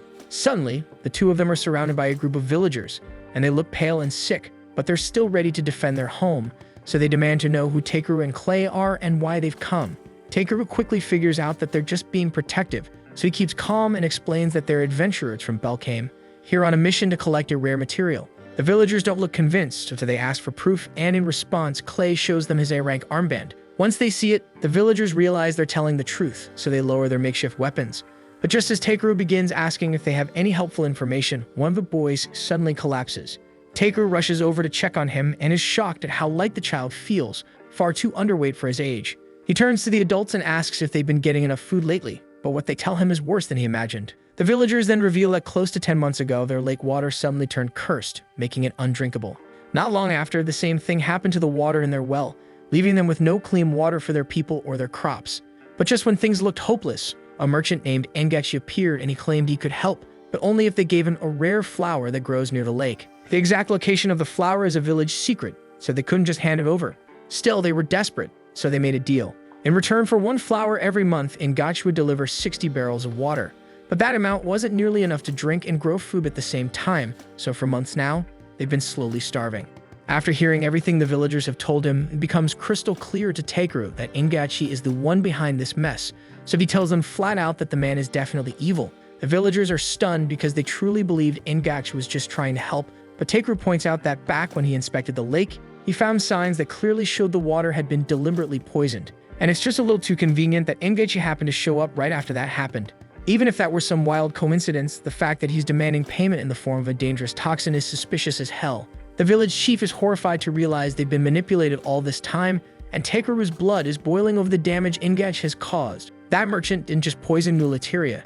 He damn near wiped out this entire village just to get his hands on the Ivory flower, and he let children starve so he could feed his greed. Takeru swears he won't let Engachi get away with any of this, but before he goes after him, he needs to help the villagers first, so he calls on B and asks him to fly up and use spirit magic. B gets the message, takes to the air, and summons thick rain clouds above the village. Rain begins to fall, giving the villagers the fresh water they've needed for months. But B doesn't stop there. He uses a clean spell to wash off the dirt from their skin, since it's been way too long since they could even bathe.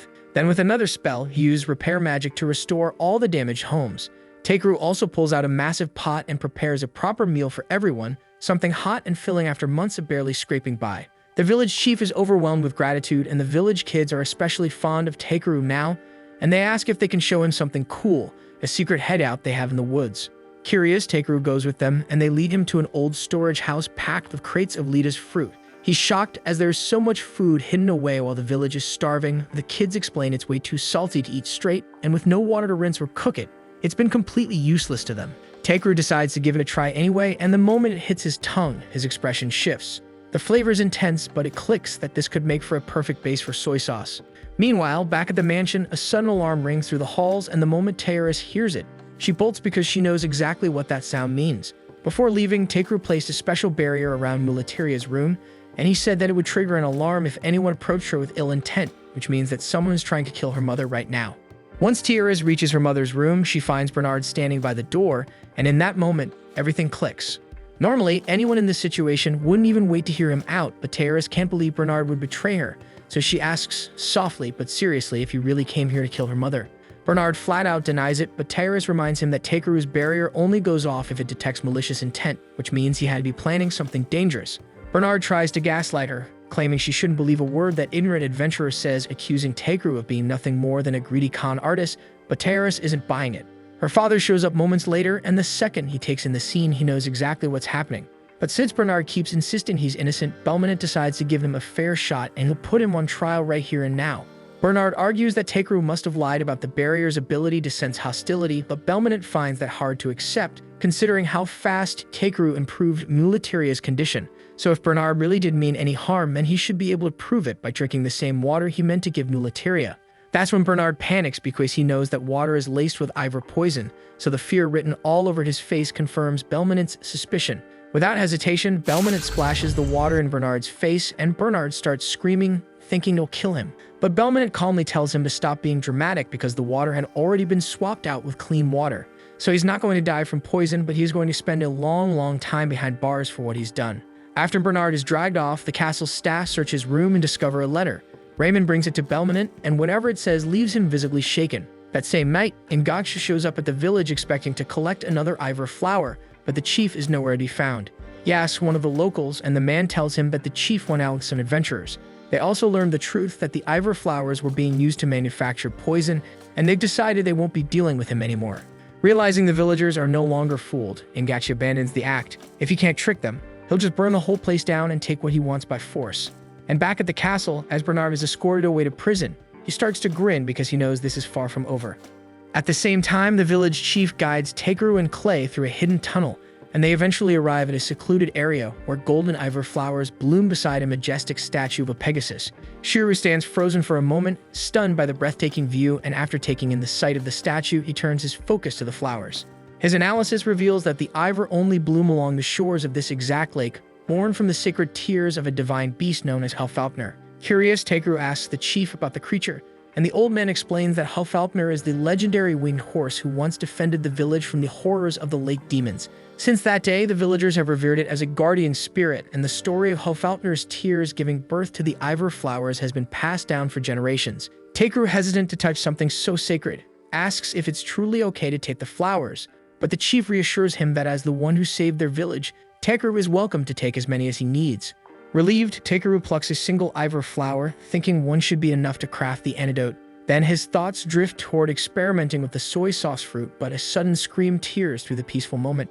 Seconds later, a villager stumbles onto the scene, breathless and panicked, screaming that the village is under attack and already in flames, set ablaze by none other than the merchant Ingach.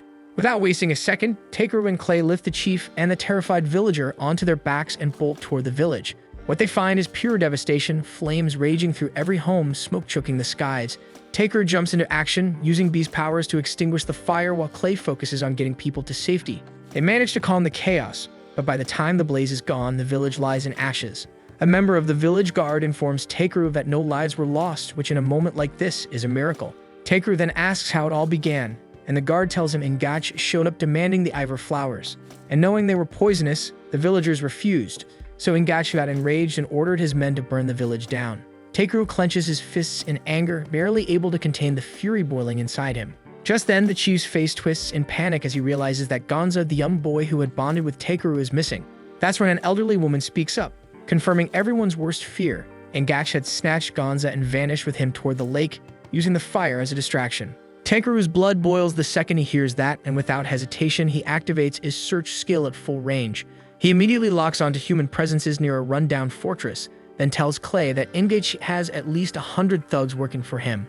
Clay doesn't flinch and hops onto his unicorn, but the village chief rushes in, trying to stop them both, warning that it's way too risky to take on Ingach head-on. But Tekeru brushes off the concern, promising they can handle it, and swears to bring Gonza back safe and sound.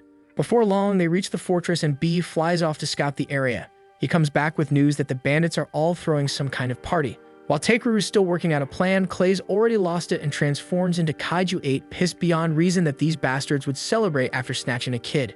Tekeru gets why he's mad, but tells him to take a breath because if they charge in without a plan, Gonza could get caught in the crossfire. Just then, Tekeru gets an idea and casts an invisibility spell on them both. Thanks to that, they slip past 2 plastered guards at the entrance, then knock out another drunk idiot who came stumbling in for more booze. Clay then senses that most of the thugs have gathered upstairs, so Tekeru decides to keep their invisibility going for as long as possible while they move through. Clay's down with that, but points out that Tekeru's been collecting random junk as they sneak around. Tekeru says it's for evidence, to prove what these scumbags have been up to. They continue looking for Gonza, but even after checking all the rooms, there's no sign of him.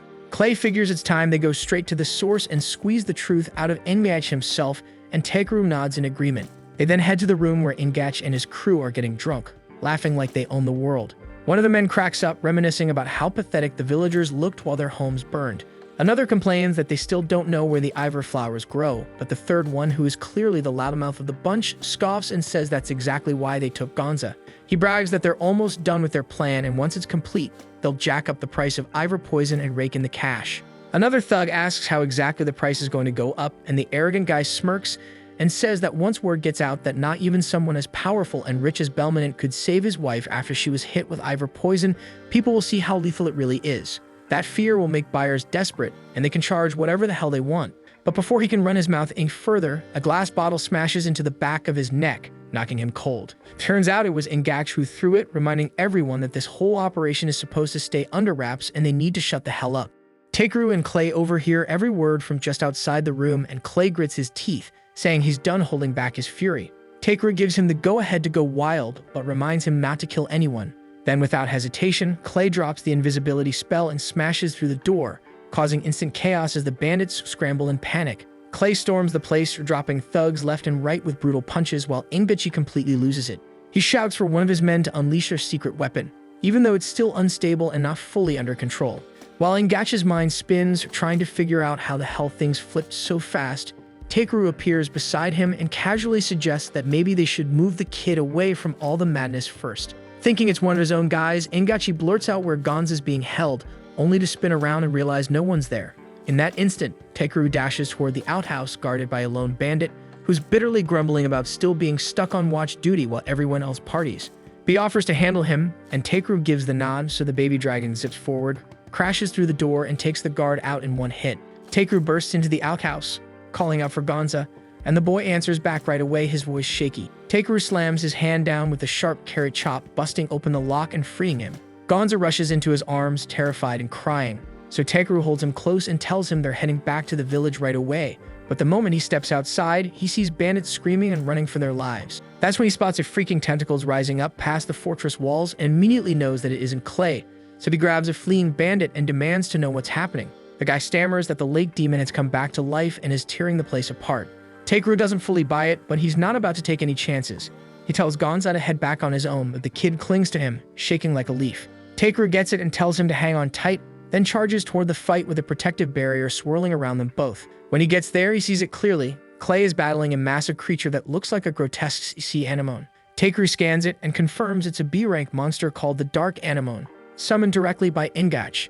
His eyes shift to Ingach, now curled up on the ground, begging anyone to save him. Takeru stares at him, part of him thinking the bastard deserves to be eaten alive. But just as the monster lunges for him, Takeru steps in and throws up a barrier to soften the blow, shielding him from getting ripped apart. Takeru then decides to take Ingach into custody and deal with the interrogation later, and tells Clay it's time to leave. Clay is still struggling with the monster thanks to the swarm of wild tentacles constantly flying at him, so Takeru steps in to turn the tide. He unleashes a powerful ice spell, freezing the Dark Anemone solid where it stands.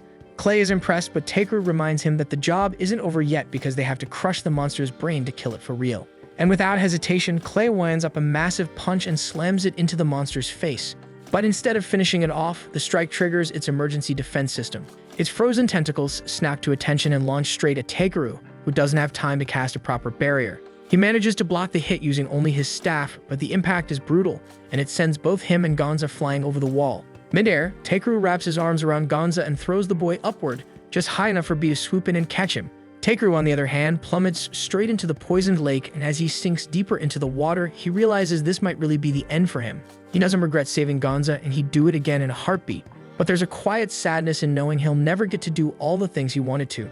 Just when it seems like it's over, a deity watching from afar decides to intervene, because someone like Takeru, someone making such a positive mark on the world, doesn't deserve to die here. As his mind drifts, Takeru starts randomly thinking about all the food he wanted to make with soy sauce. A voice tries calling out to him, but he doesn't respond because he's too caught up thinking about his friends and those custom scissors he still hasn't gotten. The voice gets more and more annoyed, and when Takeru continues ignoring it, someone finally grabs him and pulls him out of the water. Takeru is stunned to find himself face to face with a white Pegasus who scolds him gently, telling him not to die on her. Confused but grateful, Takeru introduces himself, and the Pegasus tells him her name is Hoffaulkner. The name rings a bell, but Takeru can't place where he heard it before. He casually asks if this is her home and even apologizes for crashing into it. Hoffaulkner tells him it's actually a good thing he fell in, because ever since he hit the water, the lake's poison has started purifying. The nearby plants come back to life, and Takeru can hardly believe what he's seeing, but Hoffaulkner tells him it's all thanks to him. She explains that a long time ago, the lake's magical energy became stagnant, which weakened her severely. And with her final ounce of strength, she created the Ivor flowers to cleanse the lake, and doing so turned her body to a statue. The Ivor flowers then continued to purify the lake long after Hoffaulkner turned to stone, but it all changed when Ingach deliberately poisoned the waters. That is, until Takeru fell in and unknowingly absorbed the poison, freeing Hoffaulkner from her petrified state. With grace, Hoffaulkner flies Takeru back to his friends, and he tells them the truth, that a divine Pegasus saved his life, but to his surprise, no one else can see or hear her. Hoffaulkner gently thanks him for what he's done, then vanishes without a trace. After that, Takeru and the others return to the village where Gonza is finally reunited with his people. Later, Takeru draws a magic circle using enchanted stones and asks Clay to step inside it with him. Clay's a bit suspicious but decides to trust him. Takeru activates the circle and they instantly teleport to Belmonent's mansion. Once there, Takeru wastes no time brewing an antidote for the Ivor poisoning, and the moment Mulataria takes a single sip, the cure takes effect, freeing her from the poison's grip. Overwhelmed, everyone around them bursts into tears of joy, but Takeru's job isn't finished just yet. He heads back to the village, which is now slowly being rebuilt from scratch. Takeru informs the chief that Ingach has been handed over to the local lord, along with a mountain of solid evidence, so there's no chance he's walking free again. The chief tears up, touched beyond words, and asks Takeru how they could possibly repay him. Takeru grins as he's got something in mind, and he pulls out a hot steamed potato, slathers it in butter and soy sauce, and tells the chief to give it a try. The moment he takes a bite, his eyes light up because it's ridiculously good. And that's when Takeru makes his pitch. He wants to buy all of their soy sauce fruit, and with the money, they can expand the crop fields. The chief agrees but points out that there's no way Takeru can use that much fruit, but Takeru tells him not to worry because he plans to turn soy sauce into the next big thing in the cities, and soon it'll be the pride of their village. After treating everyone to more soy butter potatoes, Takeru hits the road. He catches up with Clay, and as they're chatting about how everything turned out, Hoffaultner suddenly drops out of the sky in front of them. Takeru is stunned to see her again, but what really knocks him speechless is when she transforms into a beautiful girl and announces that she's officially joining his party. Takeru and Clay are both floored, and Clay can't help but ask why a divine being would want to tag along with a reckless human. Hoffaultner answers that she's been stuck in one place for far too long, and now she wants to see the world. She thinks tagging along with Takeru will be fun, and in return, she'll even let him ride her, but only when she's in horse form. And while Hoffaultner seems thrilled to start this new adventure, Takeru has a sinking feeling that things are only going to get a whole lot more chaotic. After a few days, Takeru drops by Grus's forge to ask if he can craft another pair of harvesting scissors. The blacksmith beams with pride, telling him that his latest sword actually won a competition, thanks to the high-grade Ildrite Takeru brought him, so he's more than ready to forge the finest gathering scissors he can. After wrapping up the conversation, Takeru steps outside and finds Hoffaultner waiting for him. Though he's glad to have some company on his journey, she casually offers to whip Grus's into working faster. Takeru turns her down, saying he's perfectly fine with the pace Grus's works at. Dropping the idea, she instead asks for something to eat. Just then, B steps up, also eyeing the food, and immediately starts bickering with Hoffaultner. Right in the middle of their argument, Grit calls out to Takeru from behind because he wants to talk. He invites Takeru over to the guild and explains that the annual gathering competition for adventurers is about to begin. Ariana encourages Takeru to enter, but he turns them down, saying he's just a casual gatherer. Grit, however, reveals that Belminant personally requested his participation, since he's the one sponsoring the entire event. And not wanting to turn down a friend's request, Takeru reluctantly agrees. A few days later, in front of the Adventurers Guild, the guildmaster announces that Belminant is sponsoring this event as a gift for his wife's recovery. He then informs the contestants that their objective is to collect 7 different colored wools from rainbow sheep, something that catches Takeru completely off guard. Despite being a gatherer, he's never heard of this material before. The guildmaster explains it's quite rare, and they may need to do some research to track it down. He also makes it clear that asking for help from others is against the rules and would defeat the purpose of the competition. As the rules are laid out, Hoffaultner quickly realizes that she's not allowed to assist Takeru during the event. The guildmaster confirms that any help from party members is strictly forbidden, and after making sure everyone's clear on the guidelines, he wraps up the announcement. Clay turns to Takeru and tells him he's on his own, which shocks B. Thankfully, Takeru is confident he can get by with his magic. Clay then asks if he plans on using teleportation to search for the wool, but Takeru turns it down because he knows using such a flashy spell would just stir up drama and turn the whole event into a mess. Soon enough, the guildmaster kicks off the event, but B flat out refuses to leave Takeru's side. Before he can argue, Hoffaultner yanks him off and uses a burst of mana to knock him out cold. Takeru is caught off guard, but she calmly tells him to just focus on the competition and let her babysit the dragon. With no time to waste, Takeru bolts straight to the library and flips through a thick book, scanning for anything on rainbow sheep. After digging up a clue about them living on Tokerwana Mountain, he races off in that direction. Once he reaches the base, he realizes he's got his work cut out for him, because the rainbow sheep only live near the summit. And as he hikes up, he starts worrying about B because this is the first time he's tackled a quest without him. The thought of B stress eating non-stop and turning into a chubby dragon pops into his head, and he can't help but laugh. At the same time, B sulks while chewing on a sandwich, and Hoffaultner asks what's eating him. She reminds the pouty dragon that Takeru is covered by a powerful protection barrier, then mutters that she would have been the better mount anyway. That stings B, who's used to being the one Takeru rides, so he snaps back. Hoffaultner jumps in, ready to prove she's faster than him, but Clay quickly stops her, saying everyone already knows she's the fastest around. That little ego boost cheers Hoffaultner up and she settles down, but B's still miffed. Clay throws him a compliment too, praising his flying speed, and that finally puts B at ease. Even though Clay's glad the two beasts aren't bickering anymore, he's sweating bullets because there's no way he can keep handling them alone for much longer without Takeru. That night, Takeru winds down with a hot bowl of gyoza before crashing, and the next morning he finally reaches the top of the mountain and spots a peaceful flock of rainbow sheep grazing across the slope. Knowing how skittish they can be, he wonders how he's going to get close. Then out of nowhere, he tries speaking in sheeplish, and to his shock, the entire herd perks up and trots right over. One bright pink sheep hops into his lap like it's been waiting all day just to be sheared. Amused by how chill it is, Takeru grabs a comb and gently brushes out a clump of its wool. One by one, the rest of the flock lines up, eager to offer theirs too. And with all 7 colors safely collected, Takeru packs up and starts the journey back. Along the way, Takeru spots a majestic dragon soaring calmly around the mountaintop, and he quietly wonders if Bee might grow up to look just like that someday. After a while, Takeru finally makes it back home, and the moment he steps inside, Bee launches at him like a missile, hugging him tight and bawling like Takeru had just returned from a battlefield. Not long after, the guildmaster steps up and announces Takeru as the winner of the event, officially promoting him to FB rank. Takeru scratches his head, unsure what that rank even means, so the guildmaster breaks it down. He now qualifies for both adventuring and gathering quests from F all the way up to B rank. Though Takeru starts to lean towards sticking with gathering, the guildmaster warns him to be careful of the quality of his work. If he keeps giving people premium materials for cheap, the entire market could take a nosedive. The warning shakes Takeru a little, but the guildmaster softens his tone. He says it's not about holding him back, it's about making sure he gets the rewards he deserves. Everyone at the guild is rooting for him, and they don't want to see him get ripped off just because he's too generous for his own good. Hearing that, Takeru starts wondering if maybe it's time to shoulder more responsibility and help the guild out where he can. Watching him hesitate, Clay tells him to stop overthinking and just accept the rank already, and Hofalpner agrees, saying he's more than earned this. With both of them backing him up, Takeru finally takes the FB rank ring.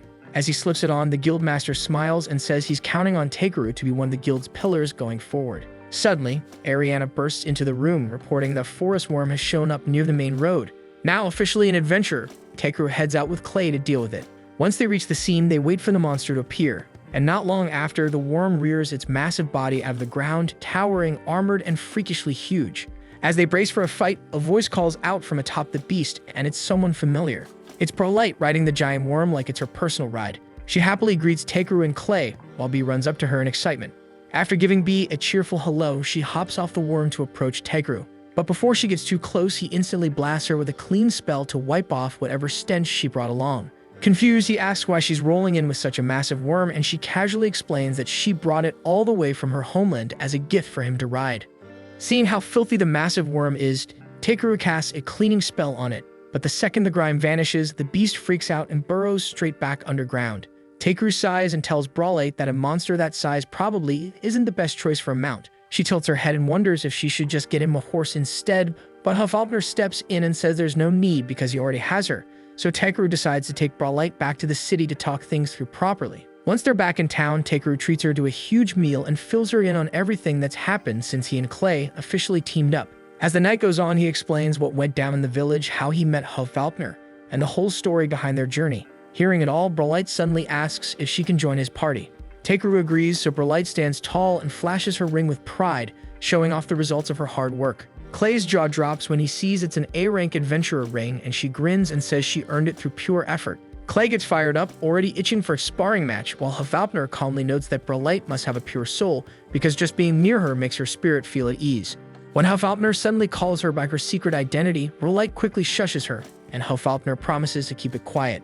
Then Takeru asks why she came looking for him in the first place, so Brolight reveals that her sister, Ludicara, has run away from their homeland. She explains that Ludicara was their village's priestess, and because of her sacred role, tradition demanded she marry an elf to give the village strong children. But Ludicara didn't want to tie herself to some random smelly guy, so she ran off. She did say, however, that she'd accept the marriage if someone gave her a beautiful white horse as a gift, but sadly, by the time Brolight finally found one, Ludicara had already disappeared and never came back. The story makes Takeru a bit uncomfortable, but Brolight says with full confidence that he's the perfect person to track her down.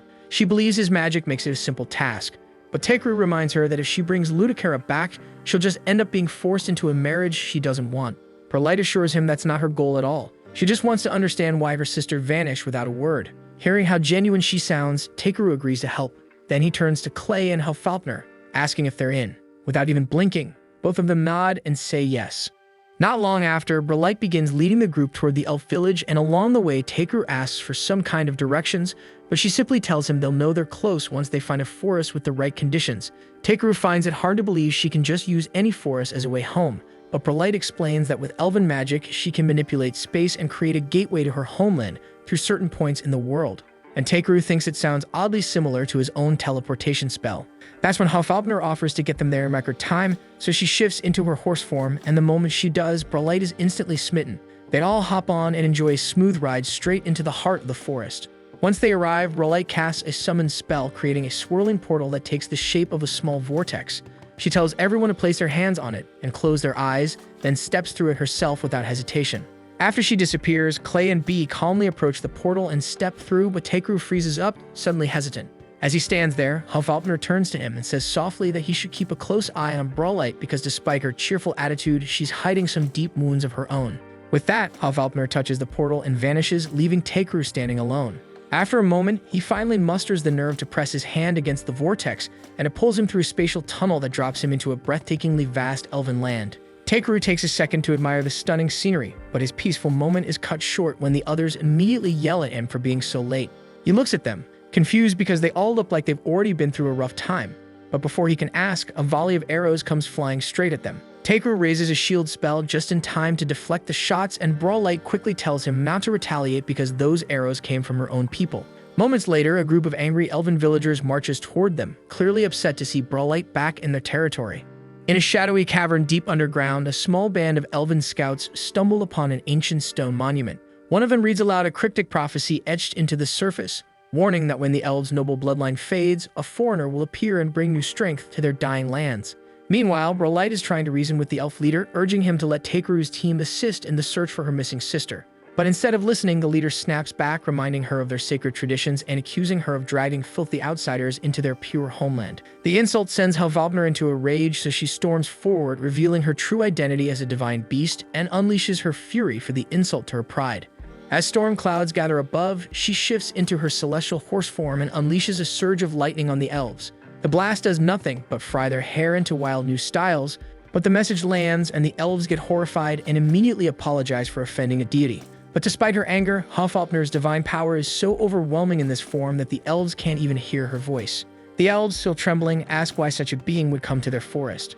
But before Hofalpner can try again, Takeru steps forward to speak on her behalf. But the elves remain wary, clearly still suspicious of humans. To ease the tension, Takeru flashes his adventurer's ring and vouches for Brawlite as one of his trusted party members, and the gesture works. After a tense pause, the elves nod and finally agree to escort them to their hidden village. As the group follows the elves through the thick woods, Hofalpner suddenly picks up a strange foul presence nearby. Not long after, they arrive at a vast lake with an enormous tree rising up from its center. The sight leaves everyone speechless. Before they can go any further, Ludicura instructs them to purify themselves before stepping into the sacred tree. But Takeru and Clay quickly realize something's wrong. The air is thick with toxic mana. Everyone starts to feel sick, so Takeru steps up and casts a full-powered clean spell. The entire area clears out instantly, purging the corrupted mana in a flash. Even Takeru looks stunned by how well it worked, and the elves are left baffled. With the air purified, Brawlite begins leading the group up into the great tree. She explains that it's known as Gowan, the heart of their homeland. Only high elves are permitted to guide others up its sacred path, which leaves the group confused until Brawlite quietly admits she's a high elf herself. The reveal catches Takeru off guard, so she confesses she kept it hidden because high elves are forbidden from leaving their land, and stepping outside was a betrayal of everything she was born into. Clay points out that high elves are expected to uphold the purity of their ancient bloodline. That makes Takeru wonder if Brawlite's decision to leave ever led to any of her relatives getting hurt, but she quickly denies it. Since no one was harmed, he figures it's not that big of a deal. He reminds her that she left for someone she cares about and tells her it's okay if she broke a few rules along the way. Hearing that, Brawlite thinks back to her family and starts to believe he might be right. Takeru adds that maybe the rules of the past aren't meant to shape the future, and Clay quietly agrees with him. Right then, Hofalpner bluntly says that high elves are just a bunch of self-absorbed snobs who shut themselves off from the rest of the world. That's when Beast suddenly hurries over to Brawlite and wraps her in a hug, and the moment hits her, she breaks down and starts crying from all the support around her. Watching her cry, Takeru realizes how heavy it must have been, carrying the shame of breaking her people's laws all this time. Brawlite then leads the group deeper inside the massive tree until they reach a door that opens into the palace of the High Elves. As they step inside, a woman named Amber walks out to welcome them. Brawlite asks her for a meeting with her brother, and Amber leads them into a quiet chamber. While waiting, the group is served some fresh elven tea, and they relax for a bit until her brother finally shows up. The moment he enters, Brawlite dashes to hug him, but he slips to the side to dodge it, clearly trying not to get crushed. Takeru's jaw nearly drops because he wasn't expecting Brawlite's older brother to be this small. Brawlite introduces him as Argent Seal, but Takeru struggles just trying to pronounce it.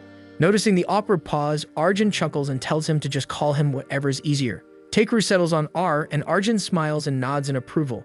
Then he turns to Hofalpner and bows his head, respectfully welcoming her on behalf of all the elven lands. After that, he steps over and shakes Takeru's hand, and Takeru is caught off guard by how delicate and fragile the guy feels. Arjun picks up on it immediately and asks if Takeru is uncomfortable being around someone so short. Trying not to sound rude, Takeru says it's fine, and Arjun laughs it off, saying that no matter how high and mighty high elves act, they're all cursed to be short forever. The sarcastic comment irritates Brawlite, and she asks him to quit being so bitter about it. But Arjun shuts her down and says it doesn't matter how she feels. Their bloodline is cursed, plain and simple. The word hits Takeru hard, but Brawlite starts sobbing, admitting she's been doing everything in her power to break that curse and free their family from its grip.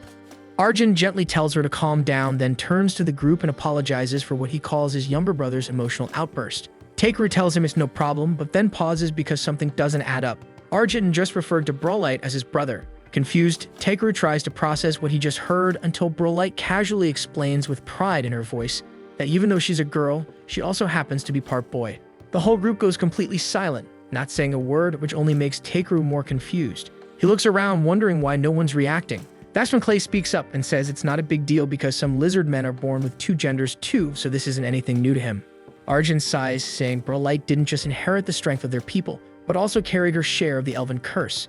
The mention of the curse sparks something in Takeru's mind, and he asks why the mana around the tree feels so thick and heavy. Arjun is surprised he noticed, then explains that the mana has been growing more dense for the past 6 months. Takeru asks if he can try something to help, and Arjun agrees, leading the group outside to a wide clearing. There, Takeru begins creating a magic stone using his own mana, and Arjun watches, clearly stunned by what he's seeing. Behind him, the elf guards start panicking and yell at Arjun to back away, but he refuses to move, staying right beside Takeru. Moments later, Takeru completes the stone and hands it over, asking Arjun to place his hand on it and say the word start. Arjun nods and tries, but the guards charge in and trying to pull him back. Still, he pushes through and manages to activate it. The huge green stone lifts into the air, glowing bright as it spins, and begins releasing purified mana into the surroundings. The dense toxic energy lingering in the atmosphere starts breaking apart and fading. Everyone can suddenly breathe easier, and Takeru smiles, satisfied with the results. Brawlite looks over at Arjun, who's quietly staring at the sky, clearly deep in thought.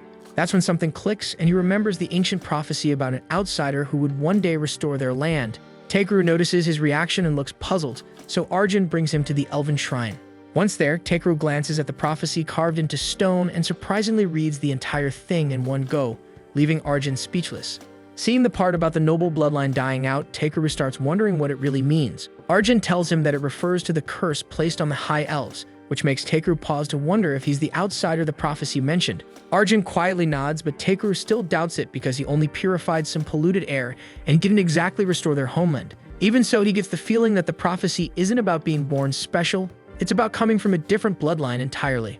Later, while Takeru relaxes in the bath with Clay and Brawlite, he finds his mind stuck on the prophecy. The words keep echoing in his head, and though they haven't even found Brawlite's sister yet, he starts to feel that uncovering the meaning behind the prophecy has to take top priority.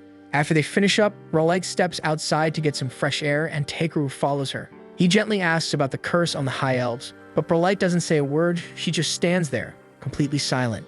That's when Amber walks up from behind and offers to explain it herself. She tells Takeru that the curse is actually a strange chronic disease that's been spreading rapidly among high elves. It first began appearing in children's generations ago, but something changed about 50 years back. Since then, the sickness has become much more aggressive, and now it affects their lives in devastating ways. Amber explains that many newborns today don't even make it past their first week. Takeru can't help but wonder what could be causing such devastation, but sadly, Amber has no answers. Her voice cracks as she confesses that her own child didn't survive and the pain is still fresh. Tears stream down her face as she admits she's terrified that their entire race may be nearing extinction. As Brawlite gently pulls Amber in and holds her, Takeru stands quietly, lost in thought, determined to figure out what's really going on. Not long after, Takeru heads to meet the elven queen Melteria, and the moment she lays eyes on him, she stops and stares. Something about the color of his aura leaves her stunned. Takeru is confused and asks what she's seeing, but Melteria keeps analyzing the unusual glow of his mana. Then she spots Beast sitting on his shoulder, and it finally clicks that this boy isn't just strong, he's someone handpicked by a dragon of the old world. Bee proudly hops forward, thrilled to finally be acknowledged, and happily introduces himself to the queen. Melteria smiles and thanks Takeru for cleansing the poisoned mana that's been suffocating their homeland. Takeru nods and asks if an earthquake might have struck the region a few months ago, one strong enough to shift the mana. The queen nods, clearly surprised he managed to figure it out. She confirms that an earthquake did occur, and as she speaks, Takeru begins to piece things together, suspecting that this mana surge might have been triggered by the rise of some powerful creature. That's when Arjun steps in and asks what their next move should be. The queen responds by requesting Takeru's help with an important matter, and he agrees without hesitation but tells her he has one more favor to ask first. The following morning, Takeru gathers the whole group for a private meeting. He then pulls out a magical device that activates a soundproof barrier, making sure that whatever they say stays locked inside. Once the barrier is up, Takeru announces that he's finally uncovered the source behind this so-called elven curse. He reveals that Amber, Melceria, and Arjun are all suffering from inherited genetic conditions. The news stuns everyone, and Takeru turns to Brolite, asking who Amber's husband is. When Brolite reveals that Amber is married to her own twin brother, Takeru immediately puts the pieces together. He explains that the elves aren't actually cursed, and it's inbreeding that's causing these genetic disorders. Because the High Elves have always obsessed over preserving the purity of their bloodline, they ended up marrying close relatives, leading to this mess. As the realization sinks in, Takeru starts rethinking the prophecy. He suspects it wasn't actually about him being the chosen outsider to revive the elves. Instead, he believes the real meaning is that the elves can heal their bloodline simply by marrying outside their own kind and introducing new healthy genes. When he suggests they start forming marriages with outsiders from other lands, Brolite is stunned by how simple the answer really is. Realizing her people actually have a future now, she breaks down, overwhelmed with relief and joy. But Clay raises a good point, convincing the elven people to abandon their age-old traditions won't be that easy. Even if the truth is clear, it's not guaranteed they'll accept it. Brolite believes her mother and Arjun will listen without hesitation, but Takeru isn't sure the rest of the elves will be as willing to change. So in the end, he turns to Hafalpner, asking her to be the one to deliver his message along with a warning, since the elves clearly hold her in high regard. Hafalpner raises an eyebrow, wondering why Takeru is so eager to help strangers, as if he's trying to save the entire world for no real reason. But he just shrugs and says he's no saint. He's only doing this because Brolite is his friend, and that's enough. Finally, Hafalpner agrees to help and tells Brolite she'll do whatever it takes to protect her people. Then she looks at Takeru with a smirk and says he owes her a huge reward. He eyes her suspiciously, curious what she's about to ask for. After a pause, Hafalpner grins and says all she wants is 10 buttered potatoes, prompting everyone to burst out laughing at her dramatic demand. Hafalpner suggests reaching out to River Arena, the elven guardian, hoping she might aid their people. Without wasting time, she shifts into her horse form and takes off with Bia Finder. While the two creatures soar across elven territory trying to make contact, Takeru and the others remain grounded, waiting patiently. After some time, Hafalpner returns with Bee, prompting Takeru to ask if they found anything. She shakes her head, saying she couldn't pick up even a trace of Arena's presence, which makes Brolite question whether the Guardian is deliberately avoiding the elves. Clay figures she might be lying low because of the heavy mana filling the air, and Takeru decides it's time to dig up some leads. He asks Brolite if there's an adventurer guild nearby, and she mentions that the elves run one called the Deimos Guild. The name catches Clay off guard, which makes Takeru curious if they're well known. Clay confirms it, explaining that Deimos isn't just respected, it's the top guild across the entire continent. That convinces Takeru to check it out in hopes of gathering intel. Soon enough, the group arrives at the Deimos Guild's headquarters. There, Clay shares that they hold the world's highest average adventurer rank. However, the guild stays isolated from the outside world, earning them the nickname Phantom. That bit catches Takeru's attention, making him wonder if they're hoarding info about newly discovered rare materials, things only someone like him could track down. They step inside together, where they're greeted by the guild's stunning master, Sara. As she strolls over, Sara throws compliments at both Takeru and Clay, clearly impressed by their reputation. Then she turns to Brolite and starts shamelessly flirting with her, catching the elf completely off guard and sending her into an embarrassed panic. While Sara racks up what could definitely count as a few harassment complaints, Takeru quietly sneaks away to chat with Clay. Clay tells him that despite the strange events unfolding around the elven lands, the Deimos Guild's request board is still full of basic gathering jobs. Takeru spots one that stands out, a listing for something called cat ear fungus. Sara explains that it's a rare delicacy that tastes amazing when eaten raw and usually grows in a spot known as Kyoto Hollow. But recently, the hollow's been affected by a surge of dense mana, and the guilds had trouble collecting more. Clay questions if it's worth checking out, and Brolite offers to guide them there since she knows the area well. Takeru agrees, setting their departure for the following morning. Later that night, before they head out, Takeru quietly packs up a set of odd potions into a glass vial. He explains that since the situation inside the hollow could turn unpredictable, the potions will act as an extra layer of protection just in case. The following morning, Sara asks Takeru to bring back as much of the cat ear fungus as he can since their guild is buried in requests, and Takeru calmly promises he'll handle it. Still, Sara seems uneasy about sending them out without a fast way to travel, especially with Kyoto Hollow being days away. But Takeru reassures her that they'll manage just fine, and that unexpected confidence catches her off guard. Afterward, the crew sets off riding on Hufalpner's back, and as they soar high across the sky, Brolight mentions that Kyoto Hollow is located close to a large lake, so Hufalpner stays alert, scanning the landscape. After a while, they finally spot the lake, and Hufalpner warns them that the mana in the air is starting to thicken. Teikru raises a brow, surprised the atmosphere is already this heavy and they haven't even stepped inside the hollow yet. Wanting to stay ahead of it, he pulls out his potions and hands them to Clay and Brolight, just about to explain when Hufalpner suddenly points to a distant spot and asks if that's the entrance. Brolight checks and confirms it, but as they get closer, something feels off. Once they touch down, the group is met with a disturbing sight, several high-tier monsters lying dead right at the cave's entrance. Alarmed, Brolight bolts inside to investigate. Hufalpner immediately warns Teikru to stay sharp, but before he can react, Brolight gasps mid-run and collapses. Clay rushes after her, only to drop seconds later, choking just like she did. That's when Teikru realizes the mana in the area is laced with poison. He raises his staff and fires off a cleansing spell over the entire area. And as the wave of magic spreads, it clears out the tainted mana and even disintegrates the dead monsters nearby. The air finally clears and Brolight and Clay slowly come to. But Hufalpner quickly warns that the mana will thicken again soon. Wasting no time, Teikru tells Clay and Hufalpner to activate the potions he'd given them earlier, and once they do, both of them start glowing, shocked by the sudden effect. Teikru then explains that those vials aren't just potions, they're actually enchanted tools he made, designed to shield the user from harmful mana in the air. That's when Clay spots something else, dark mana oozing out of the cave in thick waves. Teikru thinks his own mana resistance can handle it, but he starts getting concerned that even Hufalpner and B might not hold up in the deeper levels. To be safe, he offers to craft a special potion just for Hufalpner. But before he can even start, she transforms right on the spot, shrinking down into a tiny fairy version of herself and casually landing on Clay's shoulder, saying she'll just piggyback on the tool's protection instead. After that, the group steps into the cave and Brolight quickly warns everyone to stay close if they don't want to get separated. As they move deeper inside, she starts to notice something's off. The layout doesn't feel like how she remembered it. A little further in, they come across a bizarre-looking creature that seems completely unfazed by the poisonous atmosphere. Curious, Brolight cautiously approaches it since she's never seen anything like it before, but the monster suddenly spews a blob of toxic slime straight at her. She backs off right away, and Clay warns her to stay sharp because anything still alive in this cave has definitely adapted to the poisoned air. Just then, a massive swarm of spiders floods the area, surrounding the group from every side. One of them hisses aggressively, and Teikru eyes it, trying to figure out their next move. Without warning, the spider lunges at him, and Teikru reacts on instinct, clocking it straight into the swarm. Then another spider tries its luck with Clay, but he slices it down in a single blow.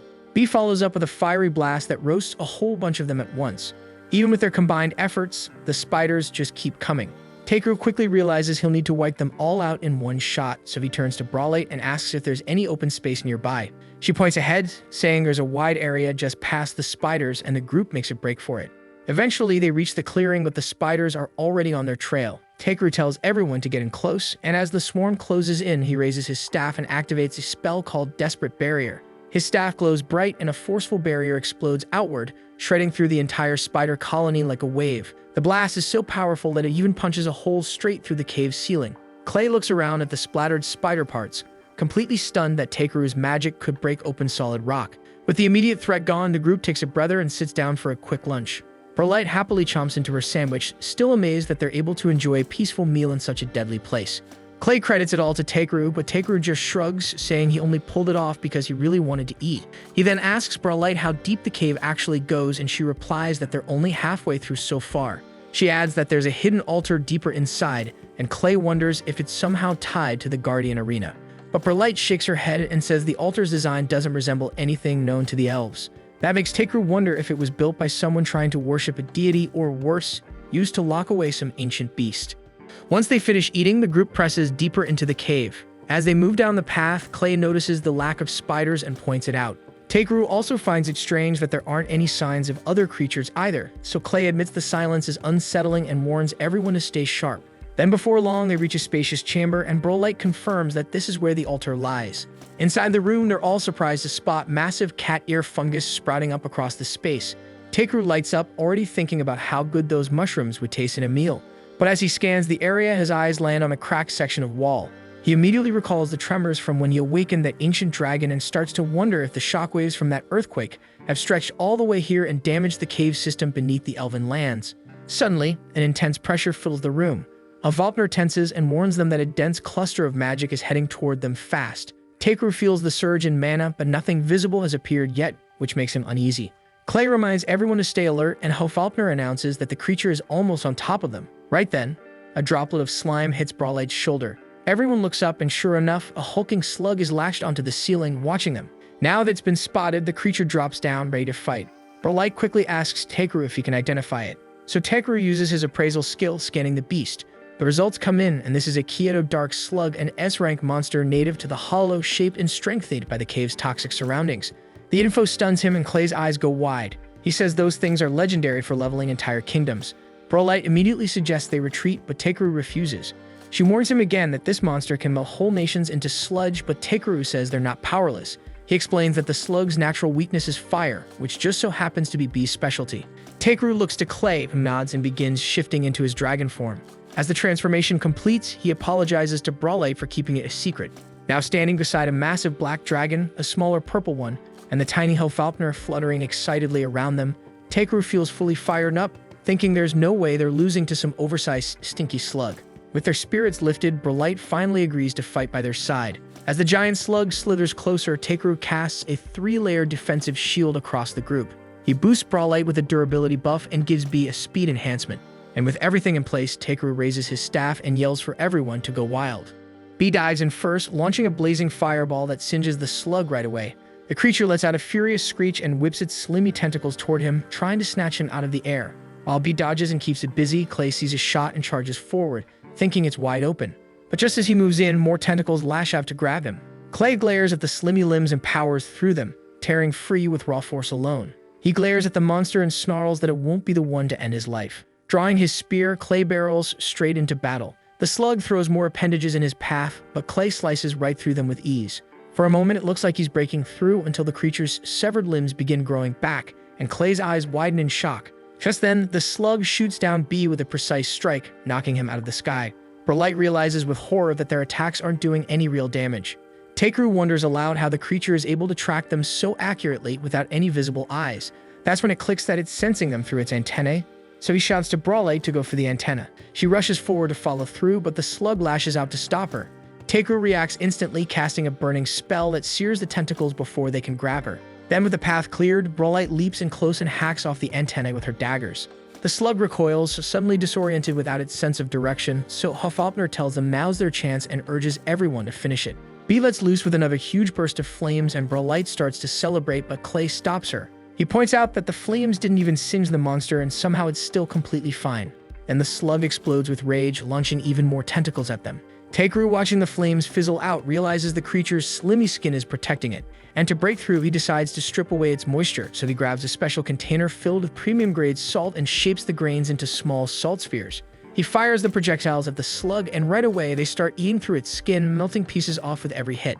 Sensing danger for the first time, the slug panics and tries to slither away, but Clay takes that moment to charge in and drives his spear straight through the exposed wound. This time, the hit lands deep, and the beast finally falls. With the battle over, the group begins their exit, and as they walk and notice hundreds of slug eggs stuck along the cave's walls. Knowing how deadly the dark slugs are, Takeru tells everyone to wipe them out.